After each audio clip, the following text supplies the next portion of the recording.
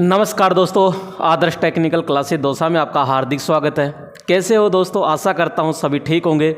दोस्तों, अपनी सीरीज चल रही है मौके पर चौका सीरीज। जी हाँ, ALP CBT 2 और मौके पे चौका सीरीज में आज लेकर आए हैं अल्टरनेटर प्रत्यावर्तक। जी हाँ, अल्टरनेटर यानी प्रत्यावर्तक के टॉप 75 प्रश्न है। ये जो 75 प्रश्न है, इसमें व्याख्या सहित पूरा का पूरा निचोड़ होगा। तो अल्टरनेटर को इन 75 प्रश्नों में पूरा ऐसे नींबू की तरह निचोड़ना है दोस्तों, और एक एक प्रश्न को आप पूरे तन मन धन से देखते रहिएगा। एक एक प्रश्न को बहुत ही गहराई से समझाया जाएगा।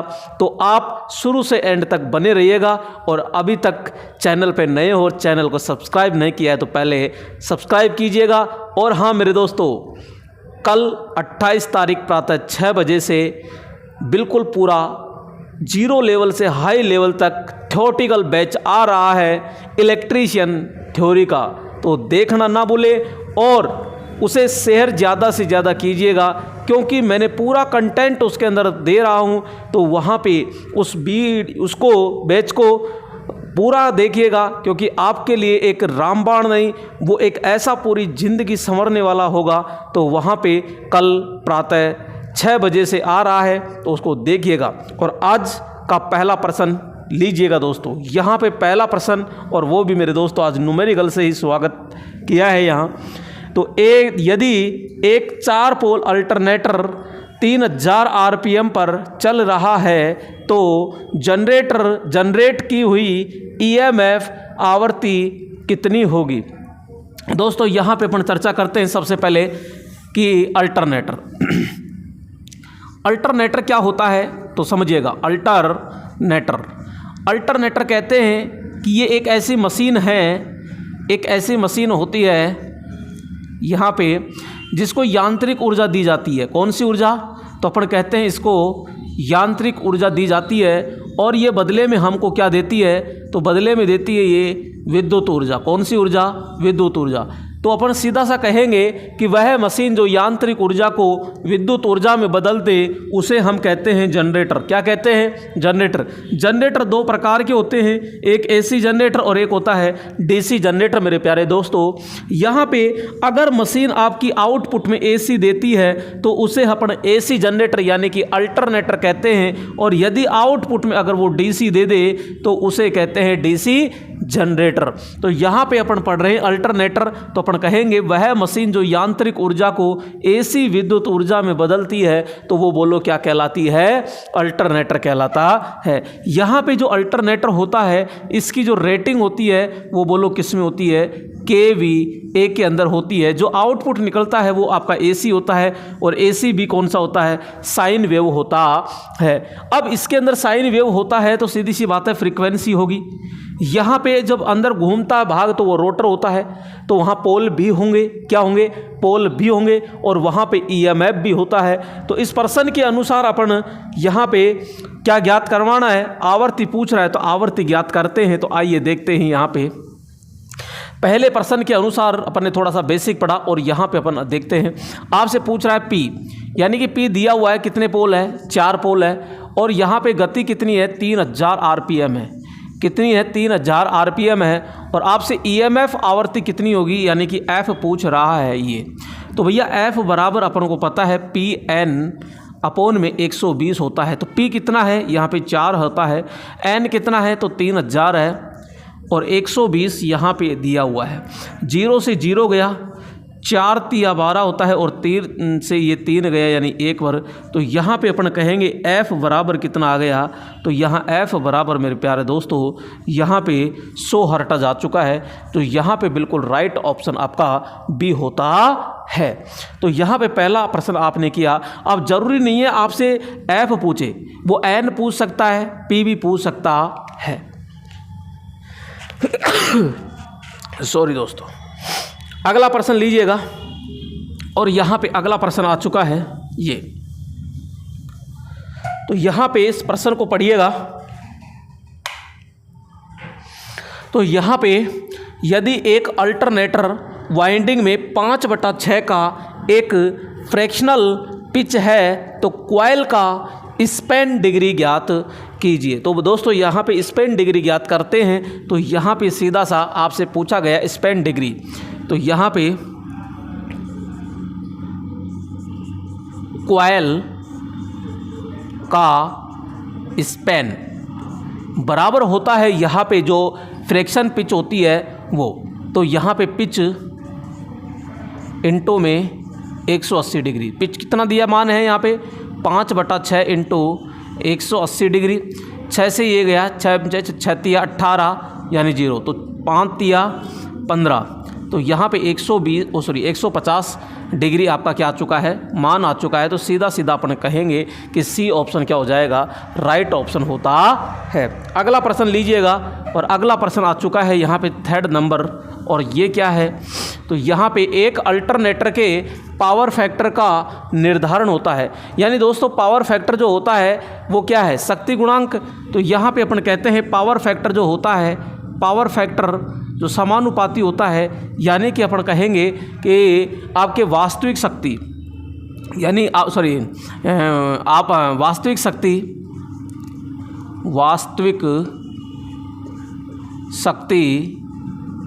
तथा आभासी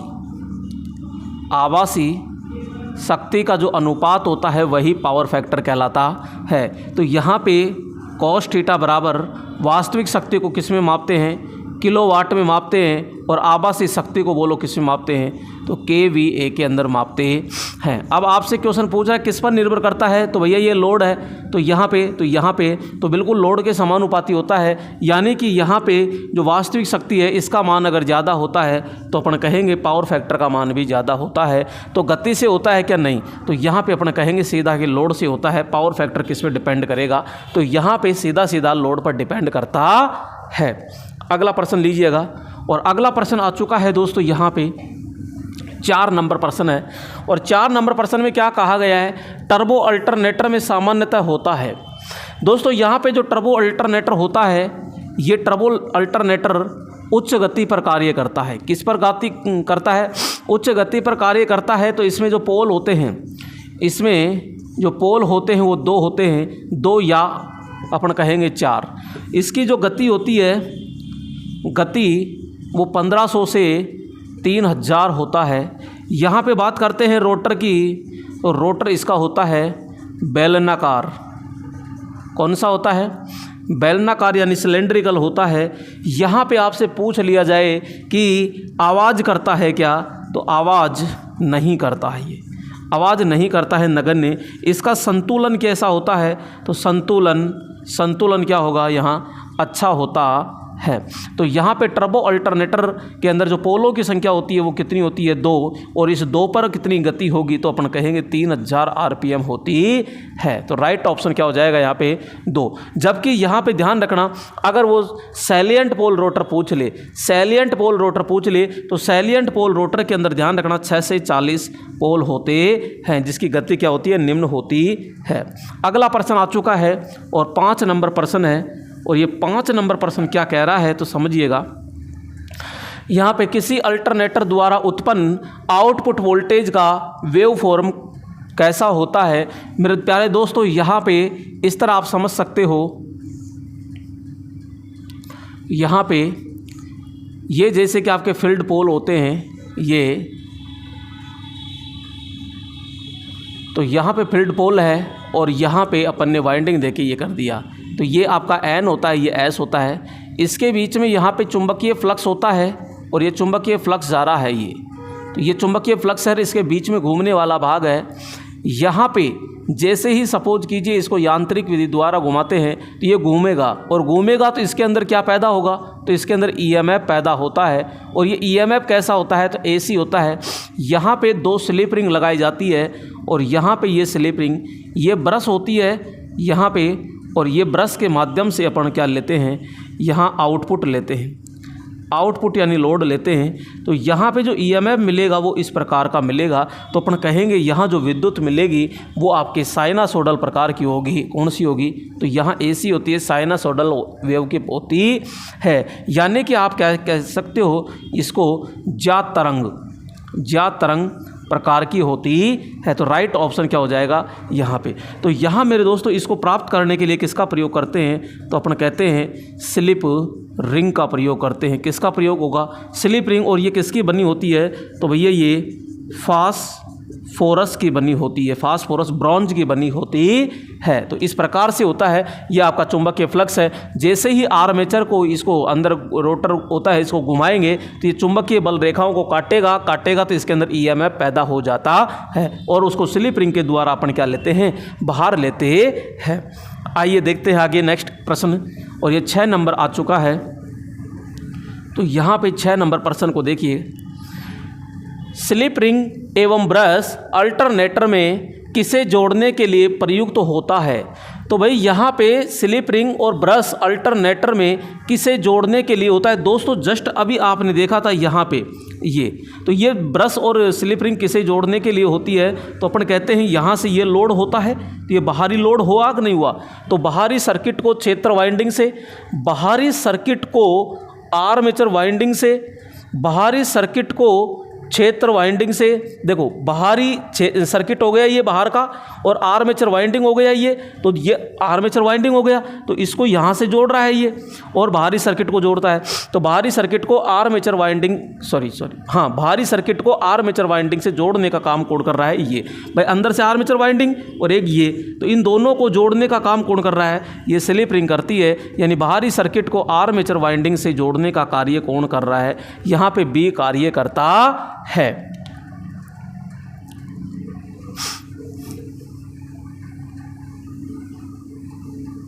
तो यहां बी ऑप्शन राइट होगा। अगला प्रश्न लीजिएगा, और अगला प्रश्न आ चुका है यहां, इकाई पावर फैक्टर, कौन सा, इकाई पावर फैक्टर पर यदि अल्टरनेटर लोड यदि भार का मान बढ़ा दिया जाता है तो टर्मिनल वोल्टेज क्या होती है।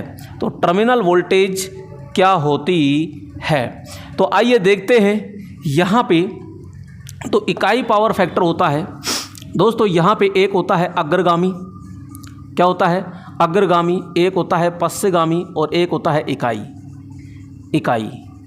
तो ये आपके पावर फैक्टर होते हैं। तो अग्रगामी में जो टर्मिनल वोल्टेज होता है वो क्या होता है, बढ़ता है। इसमें पश्चगामी में टर्मिनल वोल्टेज वो होता है, घटता है।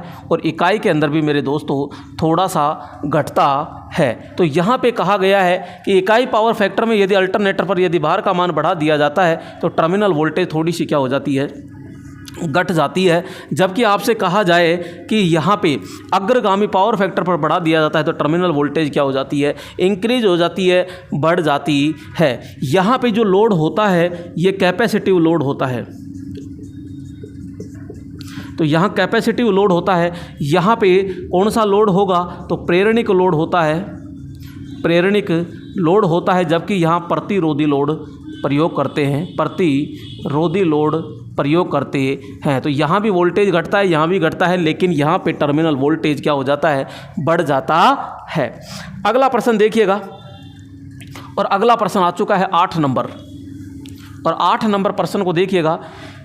एक अल्टरनेटर के फील्ड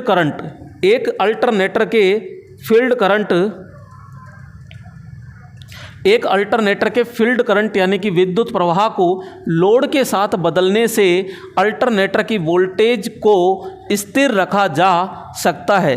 तो इस विधि को खालिस्तान कहा जाता है। तो उत्तेजना नियंत्रण विधि, डार्क लैंप विधि, और डार्क और ब्राइट लैंप विधि, और ब्राइट लैंप विधि। दोस्तों बहुत अच्छा प्रश्न है।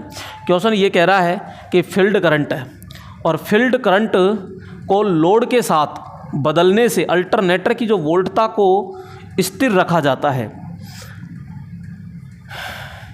फील्ड करंट को लोड के साथ बदलने से अल्टरनेटर की वोल्टता को स्थिर रखा जाता है। तो इस विधि को अपन क्या कहेंगे, तो अपन कहेंगे इसे उत्तेजना नियंत्रण विधि। क्योंकि यहाँ पे अगर उत्तेजना बढ़ा दी जाती है या उत्तेजना घटा दी जाती है या उत्तेजना बिल्कुल स्थिर रखते हैं तो यहाँ पे आपको स्थिर वोल्टेज होता है। तो यहाँ पे उत्तेजना को, यानी कि उत्तेजना का मतलब होता है कि जो हमारी क्षेत्र वाइंडिंग होती है, फील्ड वाइंडिंग होती है, उसको डीसी सप्लाई दे करके यहाँ उत्तेजना बढ़ाई घटाई जाती है। तो यहाँ अगर ये उत्तेजना बिल्कुल नियंत्रण नियंत्रित है तो वहाँ पे वोल्टेज भी क्या मिलेगा, स्थिर मिलता है। तो ये थोड़ा सा ध्यान रखिएगा। तो यहाँ उत्तेजना के द्वारा होता है। डीसी सप्लाई किसके द्वारा देते हैं, तो अपन कहते हैं एक्साइटर के द्वारा। किसके द्वारा देते हैं, एक्साइटर के द्वारा। एक्साइटर क्या होता है, तो अपन कहते हैं एक छोटा शंट जनरेटर होता है, जनरेटर होता है जो 110 वोल्ट से 250 वोल्टेज उत्पन्न करता है। अगला प्रश्न लीजिएगा, और अगला प्रश्न आ चुका है यहाँ पे, और अगला प्रश्न है, यदि अन्य अल्टरनेटरों के साथ समानांतर में चल रहे अल्टरनेटर उत्तेजन उसकी निम्न से घटा देते हैं तो क्या हो जाएगा। भाई उत्तेजना अगर घटा दी जाती है तो यहाँ शक्ति गुणांक अधिक अग्रगामी बन जाएगा, यहाँ पे आउटपुट किलोवाट बदल जाएगा, शक्ति गुणांक अधिक पश्चगामी बन जाएगा और शक्ति गुणांक इकाई हो जाता है। तो मेरे प्यारे दोस्तों, यहाँ पे अगर बात करें अपन उत्तेजना की, तो उत्तेजना बढ़ती है घटती है। देखो, एक यहाँ होता है मोटर, एक क्या होती है, सिंक्रोनस मोटर। मैं दोनों की बात कर लेता हूँ यहाँ पे, कि एक होती है सिंक्रोनस मोटर और एक है जैसे अपने पास में अल्टरनेटर। तो यहाँ पे अपन ने कहा कि उत्तेजना को अगर क्या किया जाए, बढ़ाया जाए, उत्तेजना को क्या किया जाए, बढ़ाया जाए। यानी कि यहाँ लिखा मैंने उत्तेजना, उत्तेजना को क्या कर दिया जाए, सामान्य से बढ़ा दिया जाए, यानी अधिक कर दिया जाए, अधिक, सामान्य से अधिक कर दिया जाता है। तो यहाँ पे जो पावर फैक्टर होता है, पावर फैक्टर होता है वो क्या हो जाएगा, अग्रगामी। कौन सा हो जाएगा, तो यहाँ अग्रगामी होता है। तो इसमें कैसा होगा, तो इसमें होगा पश्चगामी। यानी उत्तेजना अगर अधिक हो जाती है तो यहाँ पश्चगामी होता है और यहाँ अग्रगामी। अगर सामान्य से उत्तेजना कम कर दी जाती है, सामान्य से उत्तेजना कम कर दी जाती है तो ये पश्चगामी हो जाता है। क्या, पश्चगामी होता है पावर फैक्टर। यहाँ पे कौन सा होगा, अग्रगामी होता है।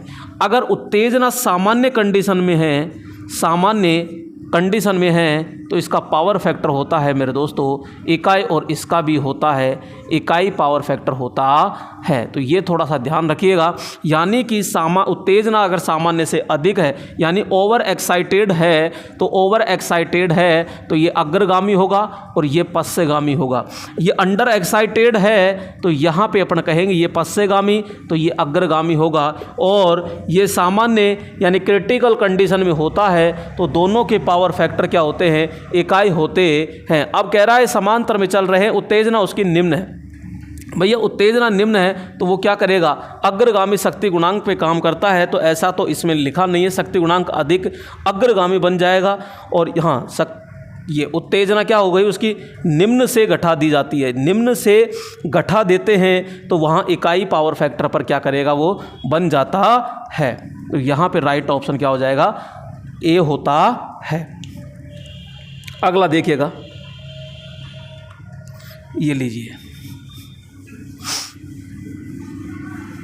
अगला प्रश्न आ चुका है और अगला प्रश्न है डायनामो अथवा अल्टरनेटर द्वारा बैटरी चार्ज नहीं होने के कारण।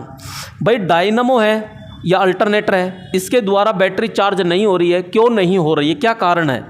या तो वो आउटपुट नहीं दे रहा होगा, क्योंकि डीसी वोल्टेज तो ज़रूरी है ना। तो फैन बेल्ट का लूज होना, अगर फैन बेल्ट लूज है इसका मतलब है शाफ्ट नहीं घूम रही है, शाफ्ट नहीं घूम रही है तो ईएमएफ नहीं बन रहा है। ब्रश का ढीला होना, तो भैया ब्रश का ढीला है तो आउटपुट आपको लास्ट में मिल रहा नहीं है। और डायोड का ख़राब होना, क्योंकि अल्टरनेटर जो है अंदर क्या देता है, अंदर से बाहर देता है वो तो एसी देता है, और एसी को किस में चेंज करना है, डीसी में। तो डायोड का ख़राब होना बिल्कुल सही है। तो यहाँ उपरोक्त सभी कारण होंगे मेरे दोस्तों। राइट ऑप्शन क्या हो जाएगा यहाँ, उपरोक्त सभी। अगला प्रश्न लीजिएगा 11 नंबर, और ये 11 नंबर आ चुका है अल्टरनेटर के मुख्य भाग कौन से हैं। दोस्तों यहाँ पे बात करते हैं अल्टरनेटर के मुख्य भाग की। तो यहाँ पे अल्टरनेटर अल्टरनेटर में सबसे पहले बात करते हैं कि यहाँ इसका क्या होना चाहिए, योक होना चाहिए। दूसरा इसका भाग होता है स्टेटर, जिसके अंदर वाइंडिंग भी होती है। तीसरा होता है घूमने वाला भाग यानी कि रोटर होता है। इसके अलावा यहाँ पे बात करते हैं कि इसमें स्लिप रिंग क्या होती है, स्लिप रिंग। प्लस में क्या होता है, प्लस में यहाँ ब्रश होती है। दोस्तों यहाँ चुंबकीय क्षेत्र उत्पन्न करने के लिए डीसी की आवश्यकता होती है, तो यहाँ पे एक्साइटर, क्या एक्साइटर होता है। आउटपुट जो वोल्टेज मिलता है तो उसको कम ज़्यादा करने के लिए यहाँ रियोस्टेट यानी कि रेगुलेटर की आवश्यकता पड़ती है। अब यहाँ पे अगर बात करते हैं रोटर पे, तो मेरे दोस्तों यहाँ पे रोटर है तो रोटर में शाफ्ट होती है। क्या होती है, शाफ्ट होती है। और शाफ्ट होती है तो शाफ्ट किससे चलेगी, प्लस में बियरिंग होंगे। क्या होंगे, बियरिंग होते हैं। यहाँ पे टर्मिनल बॉक्स होगा, यहाँ पे क्या होगा, टर्मिनल बॉक्स होता है। यहाँ पे अपन कहते हैं किसी से जोड़ते हैं तो यहाँ कपलिंग भी होगी, प्लस में या कह सकते हो पुली होती है। यहाँ पे ये सारे होते हैं। तो रोटर स्टेटर होते हैं। अच्छा ये तो भाग हो गए, लेकिन वो मुख्य भाग की बात कर रहा है तो भैया स्टेटर रोटर तो होना ही चाहिए, ये तो मुख्य भाग है। बेरिंग है, रेगुलेटर, इनमें से कोई नहीं, इनमें मुख्य भाग की बात कर रहा है तो अपन कहेंगे ए ऑप्शन क्या हो जाएगा, राइट। इसमें ये जो भाग होता है ये स्थिर भाग होता है, ये स्थिर होता है। और ये जो भाग होता है ये आपका घूमने वाला होता है। क्या, घूमने वाला भाग होता है। तो राइट ऑप्शन क्या हो जाएगा यहाँ पे, ए। आपसे क्वेश्चन पूछे रेगुलेटर क्या करता है, तो भैया रेगुलेटर जो प्राप्त ईएमएफ होता है इस ईएमएफ को परिवर्तित करता है। ये बेरिंग होता है, शाफ्ट को स्वतंत्र गति प्रदान करता है। तो आप कमेंट करके ज़रूर बताइएगा कि बेरिंग किस धातु का बना होता है। अगर आपने कल का वीडियो देखा है तो कल के वीडियो में मैंने खूब अच्छे से बताया है कि बेरिंग किसके बने होते हैं और बेरिंग के अंदर जो छर्रे होते हैं वो किसके बने होते हैं। तो आप कमेंट करके ज़रूर बताइएगा कि बेरिंग किस धातु का बना होता है। अगला प्रश्न लीजिएगा 12 नंबर प्रश्न। तो यहाँ पे 12 नंबर प्रश्न है ये। तो 12 नंबर प्रश्न क्या कह रहा है, तो देखिएगा, डायनमो में वाइंडिंग होती है। मेरे दोस्तों जो डायनमो जो होता है ये डीसी जनरेटर का छोटा रूप होता है। इसके में चुंबकीय क्षेत्र होता है, वो स्थायी चुंबक होता है। यानी स्थायी, ये चुंबकीय क्षेत्र पैदा करने के लिए क्या होता है, तो अपन कहेंगे स्थायी चुंबक प्रयोग करते हैं। इसमें अपन कहेंगे यानी कि जो वाइंडिंग होती है उसको एक्साइटेशन यानी कि अपन कहेंगे अवशिष्ट चुंबकत्व की आवश्यकता नहीं होती है। अवशिष्ट चुंबकत्व की आवश्यकता नहीं होती है। नेक्स्ट, यानी कि जो आपका पृथक उत्तेजित जनरेटर होता है तो पृथक उत्तेजित जनरेटर की आवश्यकता नहीं होती है। इसमें अपन ये भी लिख सकते हैं कि जो डायनामो होता है इसका जो उपयोग किया जाता है वाहनों में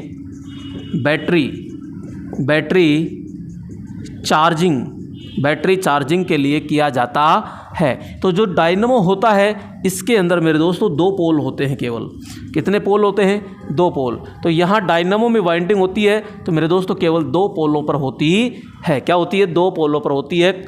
तो यहाँ जनरेटर का छोटा रूप होता है, चुंबकीय क्षेत्र के लिए स्थायी चुंबक अपन प्रयोग करते हैं और वाहनों में बैटरी चार्जिंग के लिए इसका प्रयोग किया जाता है। अगला लीजिएगा, यहाँ पे अगला प्रश्न आता है 13 नंबर। और 13 नंबर क्या है, बड़े व्यास वाले एक अल्टरनेटर में जिसमें प्रमुख ध्रुव के साथ घूमने वाली फील्ड होती है उसमें रोटर खालिस्तान पर चलता है। दोस्तों यहाँ पे बात कर रहे हैं कि अल्टरनेटर यानी कि रोटर। तो रोटर होते हैं, तो रोटर 2 प्रकार के होते हैं यहाँ पे। एक होता है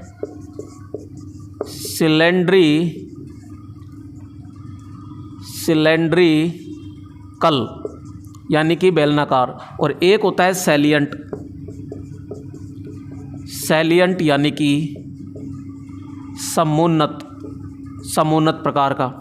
इसका जो रोटर होता है वो इस प्रकार से होता है यूँ ये, और इसका जो रोटर होता है वो इस प्रकार से होता है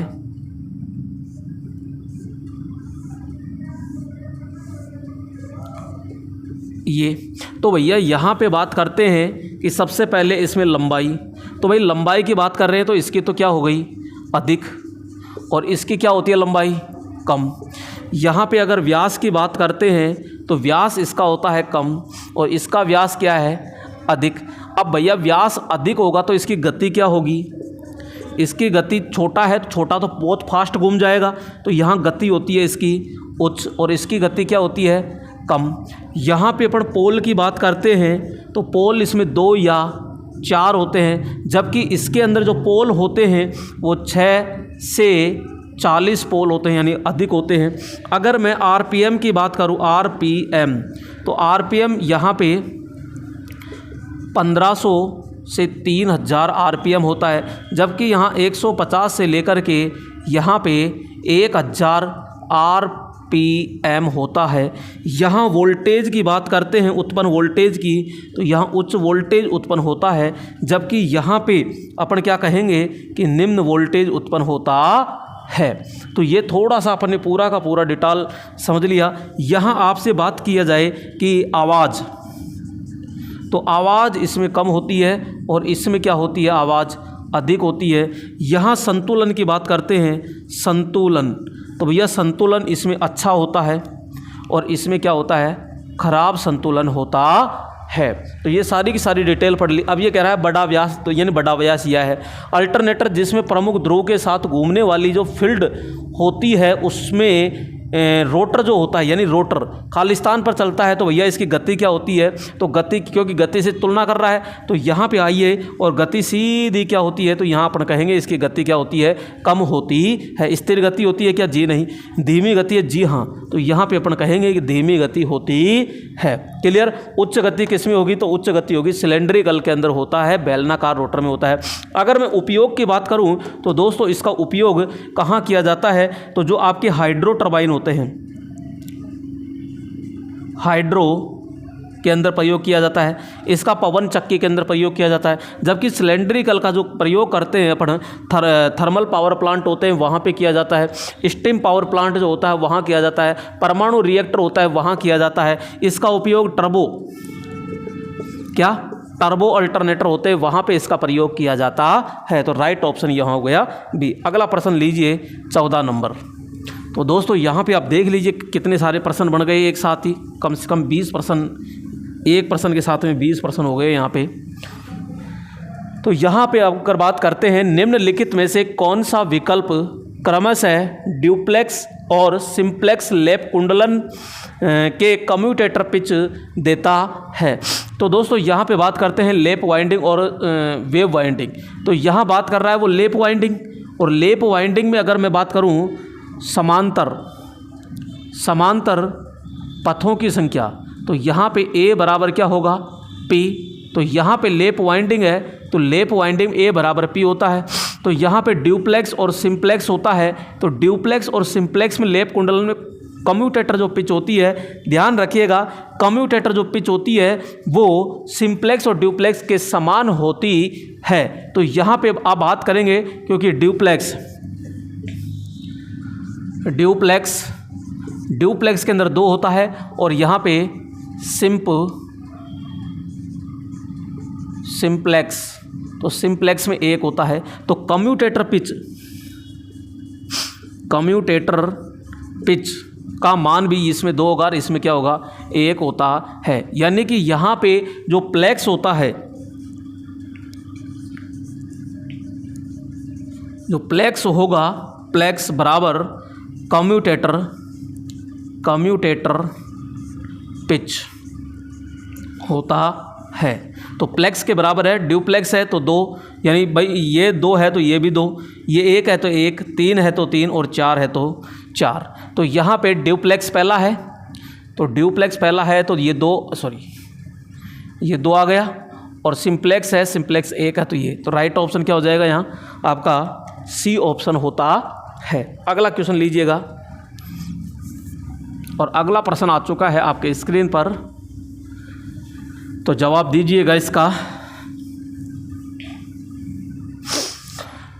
अल्टरनेटर क्या पैदा करने के लिए प्रयुक्त किया जाता है? भाई अल्टरनेटर के लिए क्या पैदा करते हैं? तो अपन कहते हैं अल्टरनेटर का ये स्टेटर होता है, इसके बीच में घूमने वाला भाग यानी कि रोटर घूमता है, और यहाँ अपन कहते हैं जैसे ईएमएफ पैदा होता है, तो ये ईएमएफ कौन सा होता है? ईएमएफ। यहाँ पे एसी होता है और ये पूरा का पूरा साइन वेव होता है। तो राइट ऑप्शन क्या हो जाएगा यहाँ पे? एसी होता है। अगला क्वेश्चन और अगला प्रश्न आ चुका है कि एक अल्टरनेटर में कम्यूटेटर में क्या होता है? Split rings, slip ring, armature coil और पोल शू। दोस्तों एक अल्टरनेटर में कम्यूटेटर यानी ये कहना चाह रहा है कि भाई अल्टरनेटर है तो अल्टरनेटर में कम्यूटेटर के रूप में क्या होता है? तो यहाँ अपन कहेंगे भाई कम्यूटेटर जो है वो AC टू DC भी करता है और DC टू AC भी करता है। तो यहाँ पे आपको अल्टरनेटर के द्वारा आउटपुट में क्या चाहिए? AC चाहिए। तो यहाँ पे जनरेटर है अल्टरनेटर, तो जनरेटर में AC टू DC चाहिए, लेकिन अपन को DC नहीं चाहिए, हमको AC चाहिए। इसलिए कम्यूटेटर के रूप में हम प्रयोग करते हैं स्लिप रिंग। तो अंदर जैसी है वैसे की वैसी देगा, यानी कि यहाँ अंदर AC है तो AC देती है स्लिप रिंग। और स्लिप रिंग किसकी बनी होती है? तो भैया बात करते हैं फास्फोरस। फास्फोरस जो ब्रॉन्ज होती है, फास्फोरस ब्रॉन्ज की बनाई जाती है। तो राइट ऑप्शन क्या हो जाएगा यहाँ पे? बी ऑप्शन होता है। अगला क्वेश्चन लीजिएगा 17 नंबर प्रश्न। तो यहाँ पे 17 नंबर प्रश्न आ चुका है। 17 नंबर, आर्मेचर खांचों की संख्या के संदर्भ में दो आसन्न विपरीत ध्रुवों के बीच की दूरी खालिस्तान है। तो यहाँ पे आर्मेचर खांचों की संख्या के संदर्भ में दो आसन्न विपरीत ध्रुवों के बीच की दूरी क्या होती है? तो भैया ध्रुव पिच होती है, कुंडलन पिच होती है, कम्यूटेटर पिच होती है या कुंडलन थ्रो होती है। तो आर्मेचर के खांचों की संख्या के संदर्भ में दो आसन्न विपरीत ध्रुव, यानी कि यहाँ पे इस प्रकार से बात किया जाए, यहाँ पे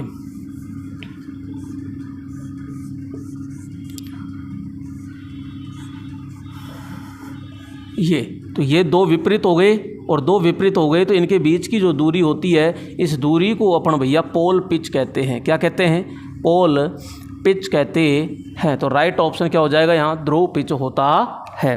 अगला क्वेश्चन यहाँ पे देखो, ध्यान से देखना। अगर ध्रुव पिच का फॉर्मूला निकालना चाहे तो YP बराबर क्या कहेंगे? चालकों की संख्या। क्या? चालकों की संख्या बटा पोल की संख्या। पोल की संख्या। तो यहाँ से पोल पिच अपन निकाल सकते हैं। अगला प्रश्न लीजिएगा और अगला प्रश्न आ चुका है 18 नंबर। और 18 नंबर क्या है?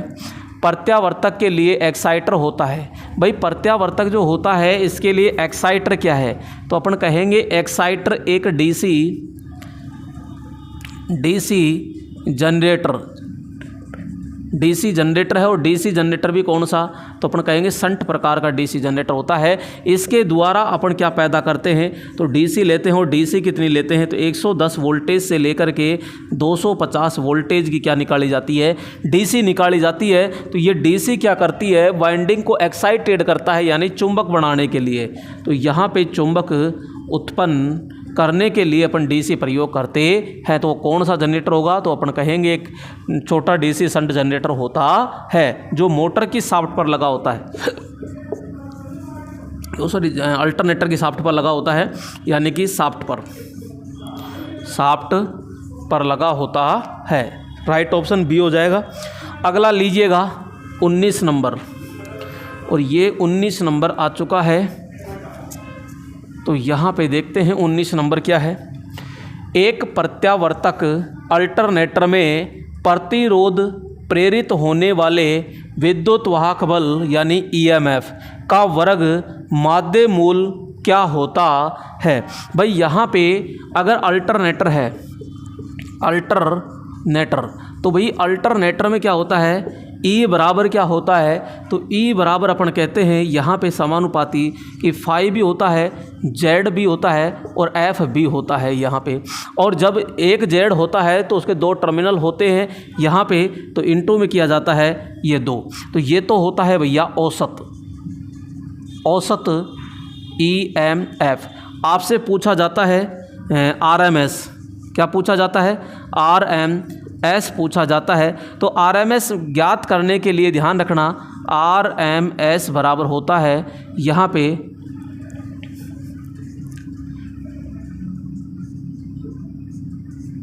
फॉरम फैक्टर इनटू में औसत मान, क्या, औसत मान। तो भैया फॉरम फैक्टर है, या फिर मैं ऐसे ही लिख दूँ यहाँ पे, देखो यहाँ RMS बराबर औसत मान इनटू में फॉरम फैक्टर,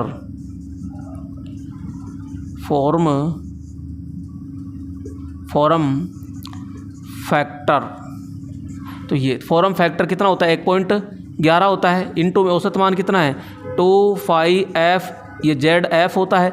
तो भाई इसको इनटू कीजिए इससे, तो कितना आ जाएगा 2.22 होता है, F आ गया, Z आ गया और F आ गया। तो यहाँ पे ये RMS मान होता है और ये किसका होता है, EMF का होता है। जब आपको चालकों की संख्या दे, जब चालकों की संख्या दे तो अपन ये लगाएंगे, और जब दोस्तों टर्नों की संख्या दे, क्योंकि Z बराबर होता है टोटी, Z बराबर क्या होता है, टोटी होता है। तो यहाँ पे ERMS जो होता है, क्योंकि Z बराबर 2T है तो Z के स्थान पे 2T रखेंगे। तो यहाँ अगर 2T रखते हैं तो 2 इंटू इससे होगा, तो भैया 4.44 हो जाएगा यहाँ पे। और 4.44 के बाद में F तो आएगा ही आएगा, और Z के स्थान पे आपने 2T रख दिया तो T आएगा और ये F आता है। अब यहाँ पे एक होता है KD और एक होता है KP, यानी डिस्ट्रीब्यूशन फैक्टर और पिच फैक्टर अपन लगाते हैं। तो ये आपका कंप्लीट होता है, इसमें भी KD और KP होता है। ये तो लगेगा कब, जब आपको टर्नों की संख्या दी गई हो, और ये लगेगा जब चालकों की संख्या दी होती है। तो यहाँ पे देखो भैया ये KC, तो ये तो KC तो होगा ही नहीं, पहला दूसरा तो यूँ गलत हो गया। और यहाँ पे F आ गया, ये फाई आ गया और T आ गया। तो यहाँ पे लेकिन ये कंप्लीट फार्मूला तो ये होता है ना आपका KP और KD। तो 4.44 फ्रीक्वेंसी 5 हो गया और ये T हो गया टर्नों की संख्या। तो राइट ऑप्शन क्या हो जाएगा यहाँ पे, आपका C ऑप्शन होता है। अगला लीजिएगा, तो जैसे आपसे पूछे वैसा आपको जवाब देना है। अगला क्वेश्चन लीजिएगा, प्रत्यावर्तक के लिए एक्साइटर क्या है। तो भैया अभी जस्ट बताया था मैंने कि प्रत्यावर्तक के लिए एक्साइटर क्या है। तो अपन कहेंगे एक्साइटर जो होता है ये एक DC शंट जनरेटर होता है, और ये DC शंट जनरेटर होता है तो ये 110 वोल्टेज से लेकर के 250 वोल्टेज क्या पैदा करता है, ये DC उत्पन्न करता है। और ये चुंबकीय क्षेत्र पैदा करने के लिए फील्ड वाइंडिंग को दिया जाता है। तो अपन कहेंगे ये फील्ड वाइंडिंग को उत्तेजन करता है, ठीक है। तो ये शंट जनरेटर होता है। अगला क्वेश्चन लीजिएगा 21 नंबर, और यहाँ पे 21 नंबर है ये, प्रत्यावर्तित यानी अल्टरनेटर के नियंत्रण के वास्तविक मान से अधिक मान निम्नलिखित में से कौन सी विधि देगी। दोस्तों एक होता है यहाँ पे जैसे वोल्टेज रेगुलेशन, क्या होता है वोल्टेज रेगुलेशन को ज्ञात करने की अलग अलग विधियाँ होती है, और ये 4 विधि होती है। यहाँ पे जैसे एक बात करते हैं ये EMF, कौन सी होती है EMF। तो ये जो EMF विधि होती है इसमें जो आपका वास्तविक मान यानी वोल्टेज रेगुलेशन होता है, ये वोल्टेज रेगुलेशन वास्तविक मान से ज़्यादा होता है। इसमें क्या होता है, तो अपन कहेंगे वास्तविक मान से अधिक होता है, वास्तविक मान से क्या होता है, अधिक होता है। एक होता है MMF विधि, इसके अंदर क्या होता है, इसमें वास्तविक मान से कम होता है। तो ये तो होती है निराशावादी विधि, और ये होती है आशावादी विधि। एक होती है यहाँ पे 0 पावर फैक्टर, तो यानी कि शून्य शक्ति गुणांक भी अपन कहते हैं इसको, और इसे हम पोसियर विधि भी कहते हैं। और इस पोसियर विधि में ये जो विधि होती है ये सबसे सर्वश्रेष्ठ विधि होती है। यहाँ पर कह सकते हैं सबसे अच्छी विधि होती है कौन सी, ये ZPC। और एक होती है ये एशियन स्टैंडर्ड यहाँ एसोसिएशन, यानी कि एक ये प्रकार की अमेरिकन, ये अमेरिकन विधि है, ये भी अच्छी विधि है। लेकिन फर्स्ट नंबर पे कौन सी आती है, ZPC आती है। लेकिन आपसे क्वेश्चन पूछा क्या है, तो ये पूछ रहा है वास्तविक मान से अधिक, तो भैया वास्तविक मान से अधिक तो ये विधि होती है वास्तविक मान से। राइट ऑप्शन तो क्या होगा आपका ये, तो यानी कि ये सबसे खराब है, ये अब तो क्या है सबसे खराब, और सबसे अच्छी है ये, तो सबसे अच्छी ये है। तो ध्यान रखिएगा, अब ये पूछ रहा है वास्तविक मान से क्या हो गया, अधिक हो गया, इसलिए ये आपका EMF विधि होती है। अगला लीजिएगा, यहाँ पे अगला प्रश्न आ चुका है ये, और अगला प्रश्न है अल्टरनेटरों में फ्रैक्शनल पिच कॉइल का इस्तेमाल खालिस्तान के प्रभाव को कम करने के लिए किया जाता है। तो मेरे दोस्तों यहाँ पे फ्रैक्शनल जो पिच होती है वो किसके लिए प्रयोग करते हैं, तो अपन कहते हैं हंटिंग, एक होता है हार्मोनिक्स, एक होता है आर्मेचर रिएक्शन, एक होता है पावर फैक्टर। हंटिंग क्या होता है कि जो हमारा रोटर होता है, इस रोटर पर जो लोड का मान अचानक बढ़ा दे या घटा दे तो जो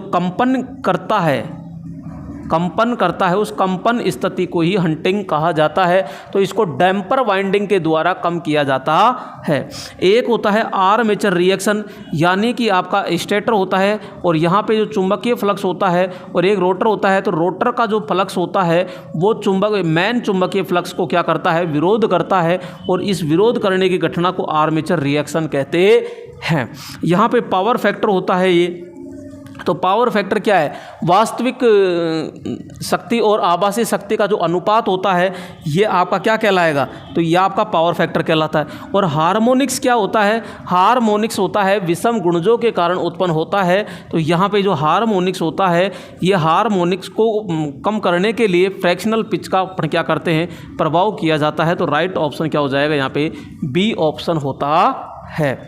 अगला क्वेश्चन और अगला प्रश्न लीजिएगा, यहाँ पे ये घूर्णन की एक निश्चित गति पर एक अल्टरनेटर यंत्र द्वारा उत्पन्न EMF की आवृत्ति खालिस्तान द्वारा यानी संख्या पर निर्भर करती है। तो भाई अपन सीधा कहते हैं कि F बराबर PN/120 होता है। तो यहाँ पे तो घूर्णन की एक निश्चित गति, यानी कि ये गति की बात चल रही है, तो गति को निकाल लीजिए। गति को निकालते हैं तो F इंटू 120/P होता है।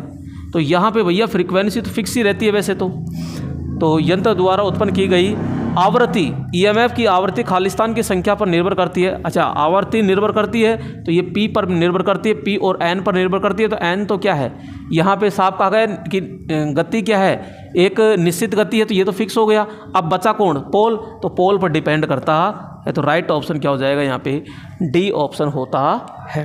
अगला क्वेश्चन और अगला प्रश्न है 24 नंबर, 6 पोल वाले 50 हर्ट्ज के प्रत्यावर्तक की गति खालिस्तान होती है। तो भैया गति निकालनी है आपको, क्या निकालनी है, गति। तो अपन को पता है क्या क्या दे रखा है, P बराबर 6 पोल दे रखा है, ठीक है। यहाँ पे हर्ट्ज यानी कि F बराबर क्या है, तो F बराबर 50 हर्ट्ज है। F बराबर क्या है, 50 हर्ट्ज है, और आपसे गति पूछ रहा है। तो यहाँ पे अपन को पता है कि F बराबर क्या होता है, PN/120 होता है। गति आपको चाहिए तो यहाँ पे क्या हो जाएगा, F इंटू 120 में क्या हो जाएगा, P। F का मान है 50, इंटू में 120 रखा, और यहाँ P का मान है 6 दूनी 12, और यह 5 दूनी 10, और ये 2 जीरो आ गई। तो यहाँ पे 1000 RPM होता है। राइट ऑप्शन क्या हो जाएगा यहाँ पे, C। अगला क्वेश्चन लीजिएगा, और यहाँ पे अगला प्रश्न आ चुका है ये सिंक्रोस्कोप का कार्य खालिस्तान पर निर्भर करता है। तो मेरे दोस्तों सिंक्रोस्कोप क्या है? तो सिंक्रोस्कोप एक यंत्र होता है और इसमें 2 फेज की मोटर प्रयोग की जाती है। तो जब समानांतर 2 अल्टरनेटर या 2 से अधिक अल्टरनेटर होते हैं तो वहाँ पे अपन क्या करते हैं, इनका प्रयोग किया जाता है। तो सिंक्रोस्कोप क्या करता है कि यहाँ पे चुंबकीय खिंचाव, विद्युत वाहक बल, प्रत्यावर्ती क्षेत्र और चुंबकीय घूर्णन क्षेत्र, तो यहाँ किस पर निर्भर करेगा? तो अपन कहेंगे चुंबकीय घूर्णन क्षेत्र पर ये निर्भर करता है। तो डी ऑप्शन क्या हो जाएगा, यहाँ राइट होगा। अगला क्वेश्चन लीजिएगा और अगला प्रश्न है, यदि अल्टरनेटर यंत्र एक उच्च घूर्णन वाला आर्मेचर है, उच्च घूर्णन वाला आर्मेचर है और 3 फेज स्टार आपूर्ति से जुड़ा है, स्टार आपूर्ति से जुड़ा है, तो उसमें कितने स्लिप रिंग होंगे? दोस्तों बात ऐसी है कि यहाँ पे घूमने वाले भाग के आधार पर 2 प्रकार के अल्टरनेटर बनाए जाते हैं। एक होता है कि स्थिर फील्ड रोटेटिंग आर्मेचर और एक होता है कि स्थिर आर्मेचर रोटेटिंग फील्ड अल्टरनेटर होता है। तो यहाँ पे अंदर स्टार में कहा गया है, तो यहाँ अपन कहते हैं, देखो इस तरह समझना, यहाँ पे रोटेटिंग फील्ड, रोटेटिंग फील्ड कर दीजिए, रोटेटिंग कुछ भी कर दो, एक कर दो, रोटेटिंग आर्मेचर स्थिर फील्ड, ठीक है, स्थिर फील्ड अल्टरनेटर, एक तो ये हो गया। और एक होता है कि रोटेटिंग फील्ड स्थिर आर्मेचर अल्टरनेटर। ये अब भाई ये कह रहा है कि रोटेटिंग फील्ड, देखो आर्मेचर वाइंडिंग है और एक फील्ड वाइंडिंग है। आर्मेचर का सीधा सीधा काम होता है ईएमएफ पैदा करना, ईएमएफ उत्पन्न, और फील्ड वाइंडिंग का सीधा सीधा काम होता है क्या? चुंबकीय फ्लक्स उत्पन्न करना। ये अब चाहे इसमें हो चाहे यह हो, इसमें भी फील्ड वाइंडिंग का काम क्या है? तो अपन कहेंगे चुंबकीय फ्लक्स उत्पन्न करना। आर्मेचर का काम क्या है? ईएमएफ उत्पन्न करना। लेकिन अब क्या हुआ कि रोटेटिंग आर्मेचर, यानी कि ये जो आर्मेचर वाइंडिंग है ये तो कहाँ रख दी हमने? तो हम कहेंगे भैया रोटर पर रख दी, जबकि ये है हमारा फील्ड यहाँ पे, ये तो ये फील्ड वाइंडिंग है। और भैया फील्ड वाइंडिंग है तो फील्ड वाइंडिंग स्थिर है, स्टेटर पर रख दी, ये स्टेटर है, स्टेटर, और यहाँ स्टेटर है और ये है फील्ड, यहाँ ये है रोटर और रोटर पर है आर्मेचर। आर्मेचर वाइंडिंग है, ध्यान, आर्मेचर नहीं, आर्मेचर वाइंडिंग है, ध्यान रखना, आर्मेचर वाइंडिंग।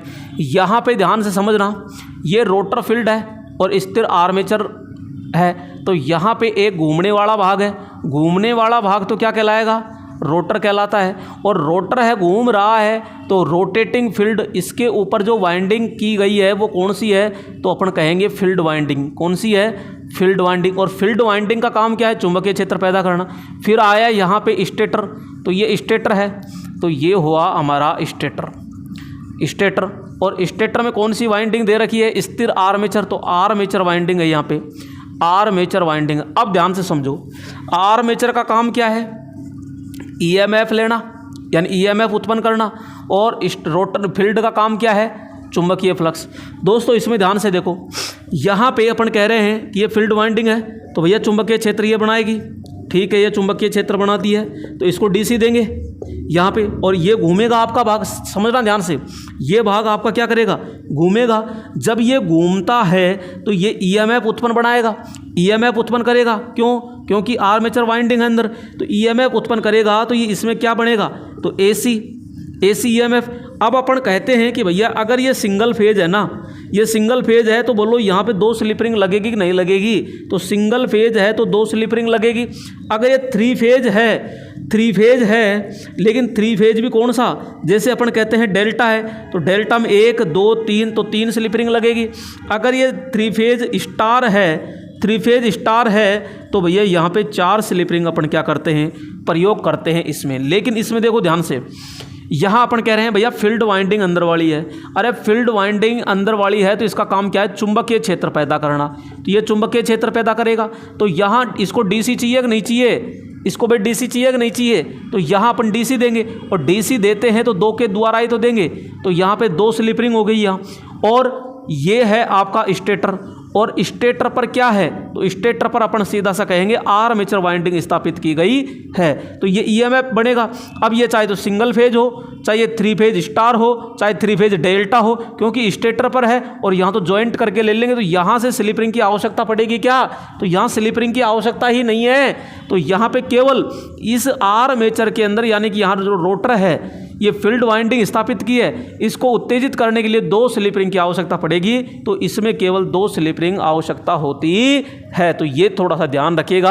अब ये कह रहा है कि यदि एक उच्च घूर्णन वाला, भैया इसमें आर्मेचर घूम रहा है, आर्मेचर है, दोनों ही ये उच्च हैं, ठीक है। लेकिन ये कह रहा है आर्मेचर है तो 3 फेज स्टार आपूर्ति से जुड़ा होता है तो कितने स्लिप रिंग होंगे। मेरे दोस्तों यहाँ पे देखो 2 का तो नामो निशान नहीं है, इसका मतलब ये प्रयोग नहीं हुआ इसमें। तो यहाँ पे 3 या 4, तो अपन क्या कहेंगे सीधा कि 4 स्लिप रिंग प्रयोग होती है। वैसे ये नाम दे के पूछेगा कि रोटेटिंग आर्मेचर स्थिर फील्ड अल्टरनेटर होता है, तो वो अगर 3 फेज स्टार है तो बोलो कितना, 4, 3 फेज डेल्टा है तो 3, सिंगल फेज है तो 2 स्लिप रिंग होती है। जबकि रोटेटिंग फील्ड स्थिर आर्मेचर अल्टरनेटर होता है तो भैया रोटेटिंग यानी फील्ड वाइंडिंग तो कहाँ, रोटेटिंग यानी रोटर पर होती है, और आर्मेचर वाइंडिंग स्थिर पर होती है यानी फील्ड पर होती है, स्टेटर पर होती है। तो अब यहाँ से आर्मेचर वाइंडिंग है तो ईएमएफ तो यहाँ से मिल जाएगा ना, तो यहाँ स्लिप रिंग लगाने की जरूरत नहीं है। इसलिए यहाँ पे इससे जो मिलता है ये उच्च ईएमएफ प्राप्त होता है। तो जबकि यहाँ से निम्न ईएमएफ प्राप्त होता है, इसमें स्पार्किंग नहीं होती है, इसमें स्पार्किंग अधिक होती है। तो राइट ऑप्शन क्या हो जाएगा, बी। दोस्तों यहाँ एक प्रश्न के लिए पूरा का पूरा कॉन्सेप्ट मैंने क्लियर कर दिया है। तो यहाँ आपको मेहनत अच्छे से नज़र आ रही होगी, और मेहनत अच्छे से नज़र आ रही है, और अभी तक चैनल को आपने सब्सक्राइब नहीं किया है तो प्लीज़ सब्सक्राइब कीजिए, क्योंकि इससे मुझे एक अनुभव, एक मनोबल, मोटिवेशन बहुत ज़्यादा मिलता है। और लाइक ज़रूर कर दिया करो, क्योंकि इसमें यह पता चलता है कि 1000 स्टूडेंट, 1500 स्टूडेंटों ने अपना वीडियो देखा है, लेकिन वहाँ पे 110, 120, 150 लाइक आते हैं। भाई अगर 1500 स्टूडेंट देख रहे हैं तो कम से कम 50% लाइक तो होने चाहिए ना। ये तो आप भी मानते हो इस चीज़ को। भाई मेहनत आपके लिए देखो कितना कॉन्सेप्ट है, लेकिन मैं आता है यहाँ सीधा चिन्ह लगाता, फिर अच्छा लगता क्या। मैं नहीं चाहता कि मेरे स्टूडेंट को ऐसा मिले, क्योंकि मैं चाहता हूँ कि पूरा का पूरा मैं कॉन्सेप्ट इनको दूँ आपको। और आपके लिए मैंने पूरा का पूरा एक फाउंडेशन बैच स्टार्ट कर दिया, जो कि कल सुबह प्रातः 6 बजे से आ रहा है। तो उसको ज़रूर देखिएगा। एक चैप्टर रोज़ाना अपन क्लियर कर रहे हैं उसमें। तो डेली एक चैप्टर आएगा, और पूरा ए से जेड तक पूरे चैप्टर मैं कवर कराऊंगा, ये मेरा वादा है। लेकिन आपको भी वादा अपना पूरा करना पड़ेगा, बिल्कुल आपको वादा करना ही पड़ेगा, क्योंकि इस छोटे से परिवार को काफ़ी बुलंदी तक आपको पहुंचाने का कार्य आपका है। और ऐसे नहीं होगा, जब तक आप शेयर नहीं करोगे ना, तब तक कुछ नहीं होगा। भाई कम से कम अपने एक दोस्तों तक तो शेयर करोगे, एक दूसरा दोस्त दूसरे के दूसरे, तीसरे को, तीसरा चौथे को, ऐसे धीरे धीरे एक विशाल एक परिवार अपना बन जाएगा। और ये काम तो भाई आपको ही करना पड़ेगा। देखो ये मेरे से नहीं होगा, मेरे से है कि आपको यहाँ पूरा अच्छा कंटेंट देना है, सब काम करना है, लेकिन इस परिवार को ग्रोथ दिलाना आपका कार्य है। मैं आपके ऊपर छोड़ता हूँ, और मुझे पूर्ण विश्वास है कि यह काम आप जरूर करोगे। 100% विश्वास है इस चीज़ का, क्योंकि मुझे आपकी मेहनत और मेरी मेहनत, दोनों की मेहनत पे पूरा भरोसा है। और आप 100% अपनी सफलता में ज़रूर पास होंगे। अपनी जो सोच रखा है आपने, अपना जो लक्ष्य है, वो लक्ष्य ज़रूर हासिल करोगे, इस चीज़ का मुझे पूरा भरोसा है।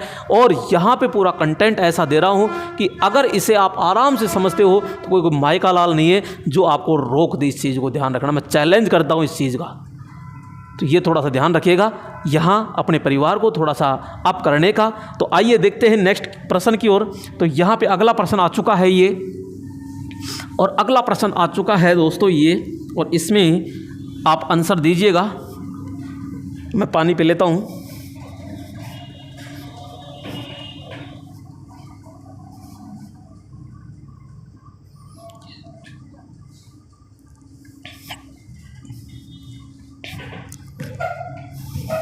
कमेंट कीजिएगा।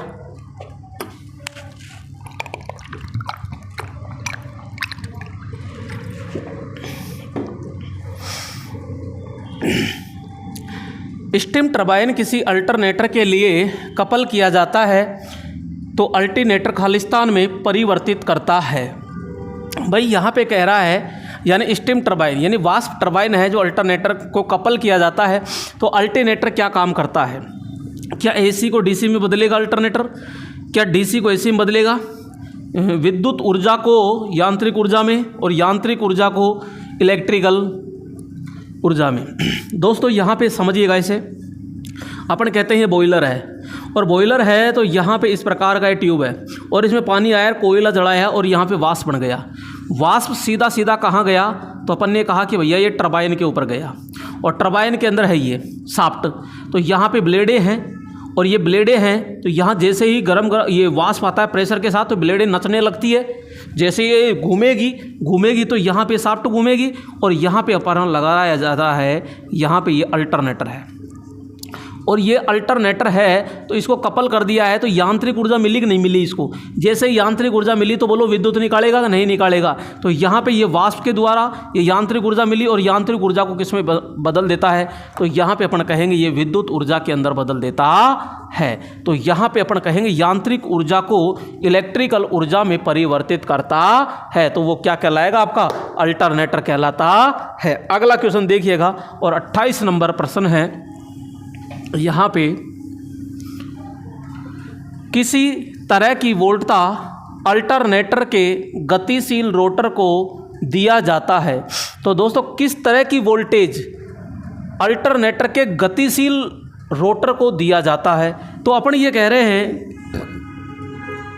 अगर वोल्टता आप दे रहे हो, एक रोटर है क्योंकि इसको उत्तेजित करना है तो चुंबकीय क्षेत्र जैसे ये बनाएगा तो अपन ने कहा फील्ड वाइंडिंग है और यहाँ आर्मेचर वाइंडिंग है। अगर ये आर्मेचर वाइंडिंग है तो ये स्टेटर पर है तो यहाँ पे है। तो यहाँ कह रहा है गतिशील रोटर को दिया जाता है अल्टरनेटर की। किस तरह की वोल्टता इसको दी जाती है? अगर लेने की बात कहता तो अलग था, तो यहाँ इसको दे रहे हैं चुंबकीय क्षेत्र बढ़ाने के लिए तो अपन यहाँ डीसी देंगे और डीसी देंगे तो 2 स्लिप रिंग के द्वारा देते हैं। तो यहाँ पे अपन कहेंगे डीसी तो देंगे लेकिन निम्न डीसी देते हैं, उच्च डीसी नहीं देते हैं। तो निम्न डीसी का प्रभाव अपन क्या करेंगे? देते हैं। अगला क्वेश्चन और अगला प्रश्न आता है यहाँ पे, किस विधि द्वारा अल्टरनेटर को तुल्यकालिक किया जाता है? तो भाई अल्टरनेटर को तुल्यकालिक करने के लिए सिंक्रोस्कोप विधि होती है, डार्क एवं ब्राइटनेस लैंप विधि होती है और डार्क लैंप भी होती है। उपरोक्त सभी मेरे दोस्तों यहाँ पे उपरोक्त सभी होती है और जो सबसे बेस्ट होती है वो ये होती है, इसमें केवल फ्रीक्वेंसी के द्वारा ज्ञात किया जाता है। तो यहाँ फ्रीक्वेंसी के द्वारा अपन ज्ञात करते हैं। तो ध्यान रखिएगा यहाँ पे इसका जो पैमाना होता है यहाँ बीच में एक क्या होता है? 0 पॉइंट होता है। तो वहाँ 0 फ्रीक्वेंसी होते ही सभी अल्टरनेटर तुल्यकालीकरण के लिए क्या होते हैं? तैयार होते हैं। तो राइट ऑप्शन क्या हो जाएगा? यहाँ पे डी ऑप्शन होता है। अगला प्रश्न लीजिएगा और अगला प्रश्न आता है कि निम्न में से किस शर्त पर 2 अल्टरनेटर समांतर में प्रचालित होते हैं? मेरे दोस्तों यहाँ इस प्रकार से है और यहाँ अपन कहते हैं कि एक अल्टरनेटर ये है और एक अल्टरनेटर ये है, इस प्रकार से। तो ये इस प्रकार से जुड़ा हुआ है तो अपन कहते हैं जो पहले से चल रहा है उसे रनिंग अल्टरनेटर कहते हैं और बाद में जो जोड़ा गया है उसे इनकमिंग अल्टरनेटर कहते हैं। ये कहता है कि भाई साहब तू मेरे बराबर में बैठ के काम तो कर रहा है लेकिन मेरी कुछ शर्तें हैं, अगर मेरी शर्तें मानेगा ना तो मेरे बराबर में बैठकर काम कर सकता है, नहीं तो 1 2 9 2 11 हो जाए, यहाँ से भाग जाए, यहाँ से कोई काम नहीं है। तो यहाँ पे इसकी शर्तें क्या क्या है? पहली शर्त कहता है कि भाई तेरे फेज क्रम है जो मेरे समान होने चाहिए, यानी फेज क्रम क्या होने चाहिए? बिल्कुल समान होने चाहिए। चलो ठीक है। मेरी जितनी आवृत्ति है उतनी आवृत्ति तेरी होनी चाहिए, चलो ये भी बात मान ली।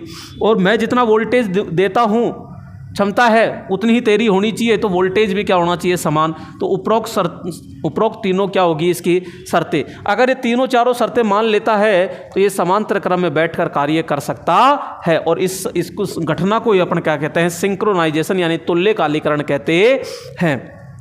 अगला क्वेश्चन और अगला प्रश्न आता है दोस्तों यहाँ पे 31 नंबर। और 31 नंबर क्या है? जब 2 अल्टरनेटर समांतर में चल रहे हों तो यदि एक अल्टरनेटर का प्राइम मूवर डिस्कनेक्ट कर दिया जाए तो अल्टरनेटर क्या होगा? भैया 2 अल्टरनेटर है, ठीक है, ये 2 अल्टरनेटर है और यहाँ पे इस तरह समांतर में चल रहे हैं ये, ठीक है, समांतर में चल रहे हैं। यदि एक अल्टरनेटर का प्राइम मूवर, यानी मेरे दोस्तों इसको इंजनों से चला रहे हैं इधर, और ये कह रहा है कि प्राइम मूवर को डिस्कनेक्ट, यानी इसका इंजन बंद कर दो। भैया इसका इंजन बंद कर देंगे तो भैया सप्लाई तो इधर से आ रही है ना ये, और इधर से सप्लाई आ रही है, तो इसकी संरचना, इसकी जो संरचना है एक सिंक्रोनस मोटर और होती है उसके समान है। कल जो चैप्टर आएगा वो सिंक्रोनस मोटर का ही आएगा। तो यहाँ सिंक्रोनस मोटर के है तो इसको बोलो सप्लाई मिली कि नहीं मिली, तो ये सिंक्रोनस मोटर की तरह क्या करेगा, कार्य करेगा, यानी सिंक्रोनस मोटर की तरह क्या करेगा, कार्य करता है। तो बी ऑप्शन क्या हो जाएगा, राइट। अगला प्रश्न देखिएगा, और 32 नंबर है, एक यांत्रिक चक्र में 4 साइकिल पैदा करने हो तो ध्रुव की संख्या कितनी होती है। भैया यहाँ पे आपसे कहा गया है इस प्रकार से 1 2 3 और ये 4 हो गए 4 साइकिल, 1 साइकिल, 2 साइकिल, 3 साइकिल और ये 4 साइकिल। तो 1 2 3 4 5 6 7 8, बोलो 8 पोल होंगे कि नहीं होंगे, तो अपन कहेंगे राइट ऑप्शन क्या हो जाएगा यहाँ पे, 8 पोल होता है। अगला क्वेश्चन लीजिएगा, और यहाँ अगला प्रश्न है, थर्मल पावर संयंत्रों में यानी थर्मल पावर प्लांट में किस तरह के अल्टरनेटर प्रयोग किए जाते हैं। तो दोस्तों मेरे यहाँ पे एक चाहे थर्मल पावर प्लांट कह दो, यहाँ पे चाहे आप एक तो आपका थर्मल हो गया, एक आप परमाणु, क्या परमाणु पावर प्लांट कह दीजिए, एक आपके जैसे टर्बो कह दीजिए, टर्बो। तो इन तीनों में ही आपका जो सिलेंडर होगा वो कौन सा होगा, सिलेंडरी होगा। जबकि यहाँ पे एक होता है हाइड्रो, कौन सा होता है, हाइड्रो है, पवन चक्की है, कौन सा है, पवन चक्की है। तो इनके अंदर जो प्रयोग किया जाता है वो सैलिएंट रोटर प्रयोग किया जाता है। तो राइट ऑप्शन तो क्या हो जाएगा यहाँ पे, बी हो जाता है। थर्मल के अंदर अपन ये प्रयोग करेंगे क्योंकि उच्च गति पे है। तो यहाँ पे जो पोल होंगे वो 2 या 4 होते हैं, जबकि इसमें 6 या 40 होते हैं। अगला 34 नंबर प्रश्न को देखिएगा, और ये 34 नंबर है, तो किसी अल्टरनेटर में पूर्ण लोड अवस्था से शून्य लोड अवस्था तक होने वाला परिवर्तन क्या कहलाता है। तो दोस्तों अपन कहते हैं कि जैसे कोई अल्टरनेटर है ये, और इसको यहाँ पे अपन क्या देंगे, इसको तो घुमाएंगे यांत्रिक ऊर्जा, ये आपका आउटपुट हो गया, वोल्टेज हो गया। तो यहाँ पे अपन एक तो पूर्ण लोड दे दिया, एक शून्य लोड। तो भैया पूर्ण लोड से शून्य लोड पर आते हैं तो उसमें वोल्टेज का जो परिवर्तन होता है उस वोल्टेज परिवर्तन को ही अपन वोल्टेज रेगुलेशन कहते हैं, यानी वोल्टता नियमन कहते हैं, यानी VR कहते हैं। तो यहाँ पे VR जो होता है बराबर VFL upon minus VNL upon में VFL होता है, इनटू में निकालने के लिए ये। तो यहाँ वोल्टेज रेगुलेशन हमेशा क्या होना चाहिए, तो अपन कहते हैं निम्न होना चाहिए, यानी 1 से 3% होना चाहिए। ये थोड़ा ध्यान रखिएगा। तो राइट ऑप्शन क्या हो जाएगा यहाँ पे, बी ऑप्शन होता है। अगला क्वेश्चन लीजिएगा, और अगला प्रश्न आ चुका है 35 नंबर, और ये 35 नंबर है, किस प्रकार का रोटर अधिक शोर पैदा करता है। तो दोस्तों मैंने शुरू में बताया था आपको कि जो ज़्यादा व्यास होगा सैलिएंट प्रकार का, उसी का जो आवाज़ है वो ज़्यादा करता है। तो सैलिएंट पोल रोटर क्या करेगा, आवाज़ ज़्यादा करता है, क्योंकि इसमें 6 या 40 पोल होते हैं। इसकी जो गति होती है वो गति 150 RPM से लेकर के 1000 RPM तक होती है। जबकि बेलनाकार की जो होती है 2 या 4 पोल होते हैं, और इसकी गति होती है यहाँ पे 1500 से लेकर के 3000 RPM होती है। तो राइट ऑप्शन तो यहाँ पे क्या हो जाएगा कि इसकी आवाज़ है बहुत ज़्यादा होती है और इसकी आवाज़ क्या होती है, कम होती है। अगला क्वेश्चन, और अगला प्रश्न आ चुका है, ये पिच फैक्टर का मात्रक क्या होता है। मेरे दोस्तों यहाँ पे जो पिच फैक्टर होता है, जहाँ भी फैक्टर शब्द आ जाए, गुणांक शब्द आ जाए, उसका कोई मात्रक नहीं होता है। तो कोई मात्रक नहीं होता है, तो राइट ऑप्शन क्या हो जाएगा यहाँ पे, डी। अगला क्वेश्चन है कि रोटर को डीसी आपूर्ति प्रदान करने वाला जनरेटर कौन सा है। तो भैया यहाँ पे डीसी आपूर्ति करने वाला कौन होगा, तो एक्साइटर होता है। और ये कौन सा होगा, तो अपन कहेंगे शंट जनरेटर होता है। कौन सा, शंट जनरेटर होता है। कितनी देता है, तो 110 वोल्टेज से लेकर के 250 वोल्टेज होता है। कहाँ स्थापित होता है, तो अपन कहते हैं ये शाफ्ट पर स्थापित होता है। अगला क्वेश्चन है आपके 38 नंबर, और 38 नंबर है, सिलेंड्रिकल पोल टाइप रोटर प्राय खालिस्तान के प्राइम मूवर के साथ में उपयोग किया जाता है। तो भाई सिलेंड्रिकल जो पोल टाइप होता है प्राइम मूवर के साथ में क्योंकि जो सिलेंड्रिकल होता है इसमें दो या चार पोल होते हैं, इसका जो व्यास होता है व्यास कम होता है। व्यास कम होता है तो भैया गति क्या होती है इसकी, उच्च होती है। तो अपन कहेंगे उच्च चाल के साथ होता है। अगला क्वेश्चन और अगला प्रश्न आ चुका है, किसी अल्टरनेटर की ईएमएफ बढ़ानी हो तो भैया ईएमएफ बढ़ानी हो तो क्या करेंगे, इंडक्टर लगा करके फील्ड को रेगुलेट करके फ्लक्स बढ़ाते हैं, कैपेसिटर लगाकर वोल्टेज कम करके। तो मेरे दोस्तों यहाँ पे ईएमएफ बढ़ानी है तो इंडक्टर लगा करके फील्ड को रेगुलेट करके चुंबकीय फ्लक्स को, तो देखो यहाँ पे ई समानुपाती होता है, यहाँ पे फाई एफ और जेड, तो ये होता है। तो यहाँ पे चालकों की संख्या लगाकर चुंबकीय फ्लक्स, तो चुंबकीय फ्लक्स को अगर बढ़ाते हैं तो ये भी क्या होता है, बढ़ता है। तो चुंबकीय फील्ड को रेगुलेट करके चुंबकीय फ्लक्स को बढ़ाते हैं, जी हाँ। तो चुंबकीय फ्लक्स को बढ़ाएंगे तो यहाँ पे ईएमएफ भी क्या होता है, बढ़ता है। अगला प्रश्न है और अगला प्रश्न है 40 नंबर, वाष्प टरबाइन में एक प्रमुख चालक पर आधारित 2 पोल अल्टरनेटर खालिस्तान की आवर्ती उत्पन्न कर सकता है। मेरे दोस्तों ओनली फॉर ये क्या कहा गया है कि 2 पोल है, तो 2 पोल पर तो आवर्ती उत्पन्न कर सकता है।